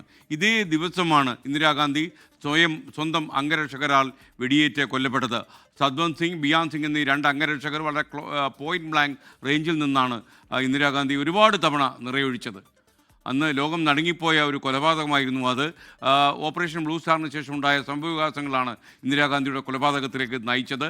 സിഖ് തീവ്രവാദികളുടെ സ്വാധീനത്തിൽ പെട്ടുപോവുകയായിരുന്നു ഈ ബിയാൻ സിംഗും അംഗരക്ഷകനായ സുഹൃത്തും. എന്തായാലും കൂടെ നടന്ന സുരക്ഷാ ഭടന്മാരാണ് അവരുടെ മരണത്തിന് കാരണമായത്. അന്ന് ആ നടുക്കുന്ന വാർത്ത കേരളം കേട്ടറിഞ്ഞത് ആകാശവാണിയുടെ ഡൽഹി വാർത്തയിലൂടെയായിരുന്നു. അന്ന് ആ വാർത്ത വായിച്ചത് നമുക്കറിയാവുന്ന വാർത്താ വായനക്കാരനാണ് ഗോപൻ. ശ്വാസകോശം സ്പോഞ്ച് പോലെയാണ് എന്ന് പരസ്യം പറഞ്ഞ് ജനശ്രദ്ധ നേടിയ അതേ ഗോപനാണ് ഈ വാർത്ത വായിക്കാൻ വിധിയുണ്ടായത്. അദ്ദേഹം അതിനെക്കുറിച്ച് പലപ്പോഴും പറഞ്ഞിട്ടുണ്ട്, എന്നോട് തന്നെ പറഞ്ഞിട്ടുണ്ട്. ഞാൻ നെഞ്ചിടിപ്പോടെ ഒരു നടുക്കത്തോടെ മാത്രമേ അദ്ദേഹത്തിന്, എത്രയോ പരിണിതപ്രജ്ഞനായ അദ്ദേഹത്തിന് ആ വാർത്ത വായിച്ചു തീർക്കാൻ കഴിഞ്ഞുള്ളൂ എന്നാണ് അദ്ദേഹം പറയുന്നത്. ഇന്ന് എന്തായാലും ഇന്ദിരാഗാന്ധിയുടെ രക്തസാക്ഷിത്വ ദിനമായ ഇന്ന് ആ വാർത്ത നമുക്ക് ഒരിക്കൽ കൂടി കേൾക്കാം. വാർത്തകൾ വായിക്കുന്നത് ഗോപൻ. ആകാശവാണി വാർത്തകൾ വായിക്കുന്നത് ഗോപൻ. പ്രധാനമന്ത്രി ശ്രീമതി ഇന്ദിരാഗാന്ധി നിര്യാതയായ വിവരം ഞങ്ങൾ വ്യസനസമേതം അറിയിക്കുന്നു. നമ്പർ 1 സഫ്ദർജംഗ് റോഡിലെ തന്റെ ഔദ്യോഗിക വസതിയിൽ സ്വന്തം അംഗരക്ഷകരിലൊരാളുടെ വെടിയേൽക്കുകയായിരുന്നു. ഉടൻ തന്നെ ആശുപത്രിയിൽ എത്തിച്ചെങ്കിലും മണിക്കൂറുകളോളം ശ്രമിച്ചിട്ടും ജീവൻ രക്ഷിക്കാനായില്ല. അങ്ങനെ ഇന്ദിരാ പ്രിയദർശിനി കഥാവശേഷയായി. ലോകരാജ്യങ്ങളുടെ ഭൂപടത്തിൽ ഇന്ത്യയ്ക്കൊരു സുപ്രധാന സ്ഥാനം നേടിക്കൊടുത്ത ഭാരതത്തിന്റെ പ്രിയപുത്രിയുടെ ദാരുണമായ അന്ത്യം ലോക ജനതയെ ആകെ ഞടുക്കി. ലോക നേതാക്കൾ ഭാരതത്തിന്റെ ഈ തീരാനഷ്ടത്തിൽ അഗാധമായ ദുഃഖവും ഞടുക്കവും പ്രകടിപ്പിച്ചു. സ്തബ്ധനായി പോയ ഗോപൻ വായിച്ച വാർത്തയിൽ നിങ്ങൾക്ക് വരികൾക്കിടയിലൂടെ അദ്ദേഹത്തിൻ്റെ അഗാധമായ ദുഃഖം മനസ്സിലാകും. 41 കൊല്ലങ്ങൾക്ക് മുമ്പാണ് അദ്ദേഹം ഡൽഹി നിലയത്തിലൂടെ, ആകാശവാണിയുടെ ഡൽഹി നിലയത്തിലൂടെ ഈ വാർത്ത വായിച്ചത്. ഇപ്പോൾ ഗോപൻ നമ്മോടൊപ്പമില്ല. അദ്ദേഹത്തിനും നമ്മുടെ ആദരാഞ്ജലികൾ. ലോകത്തെവിടെയായാലും ഏത് സമയത്തും 24 വാർത്തകളും ഓഗ്മെന്റഡ് റിയാലിറ്റി പാക്കേജുകളും എക്സ്പ്ലെയിനറുകളും വിശദമായി കാണാൻ ഞങ്ങളുടെ യൂട്യൂബ് ചാനൽ നിങ്ങൾക്ക് സബ്സ്ക്രൈബ് ചെയ്യാം.